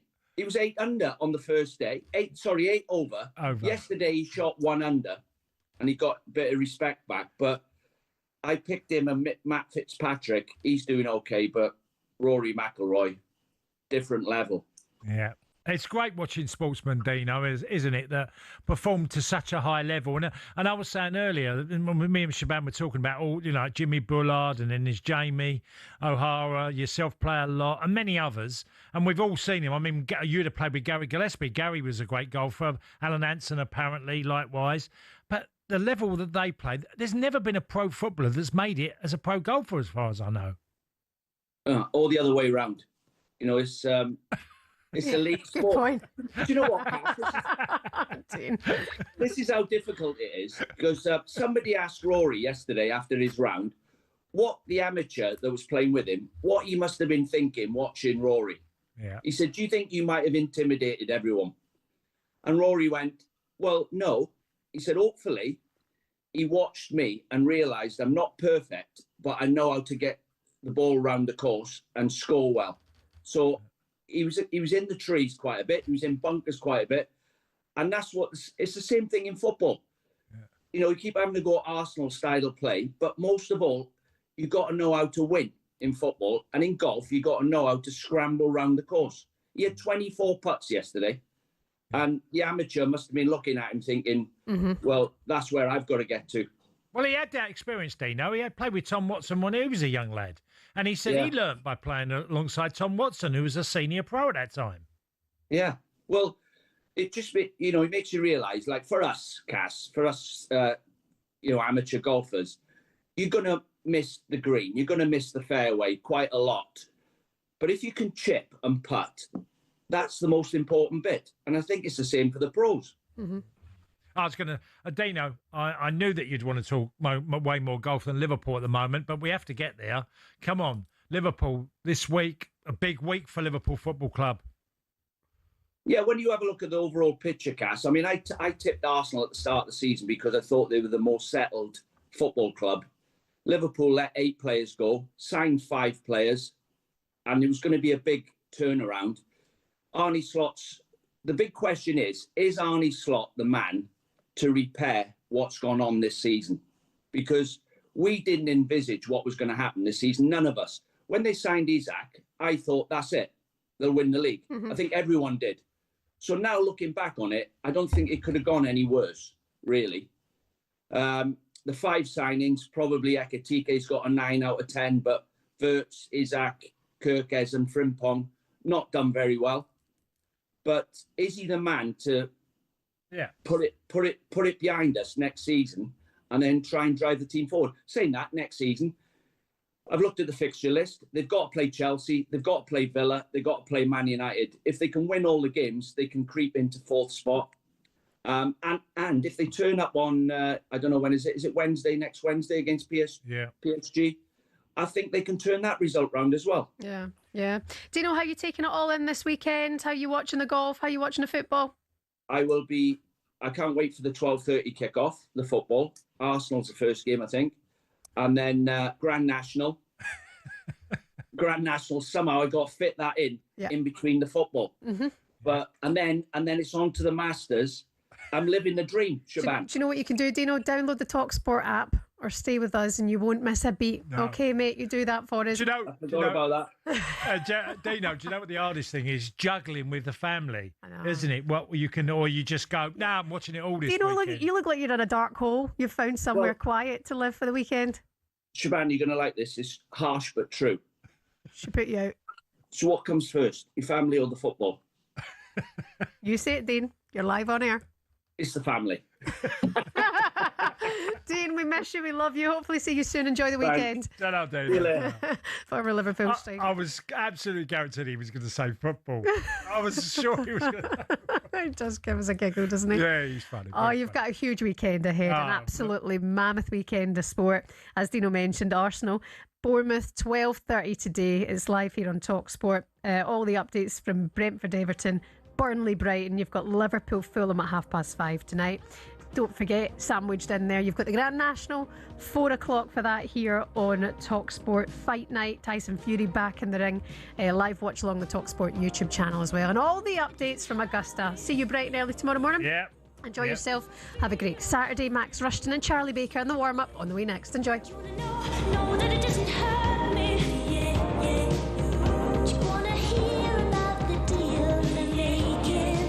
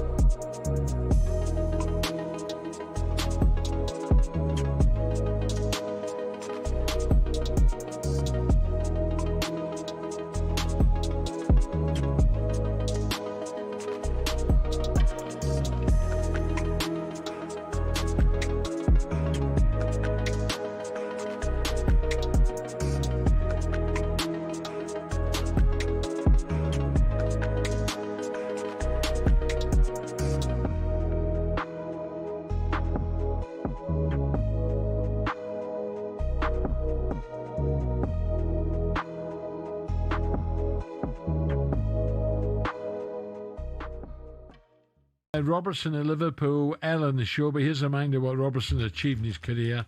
He'll leave Anfield after 9 years. 9 years, brilliant. Over 375 appearances and having won every trophy available. What about that for a career, Ray? Did you win everyone? What's that, Al? What listening? Robbo won 375 appearances. Did he? For Liverpool. And he's won every trophy available. I didn't win the Champions League. That's the only one we was missing for us. We won the League Cup. I won the League Cup, FA Cup, Premier League, Cup Winners' Cup, I think it was, UEFA Cup. Cup Winners' Cup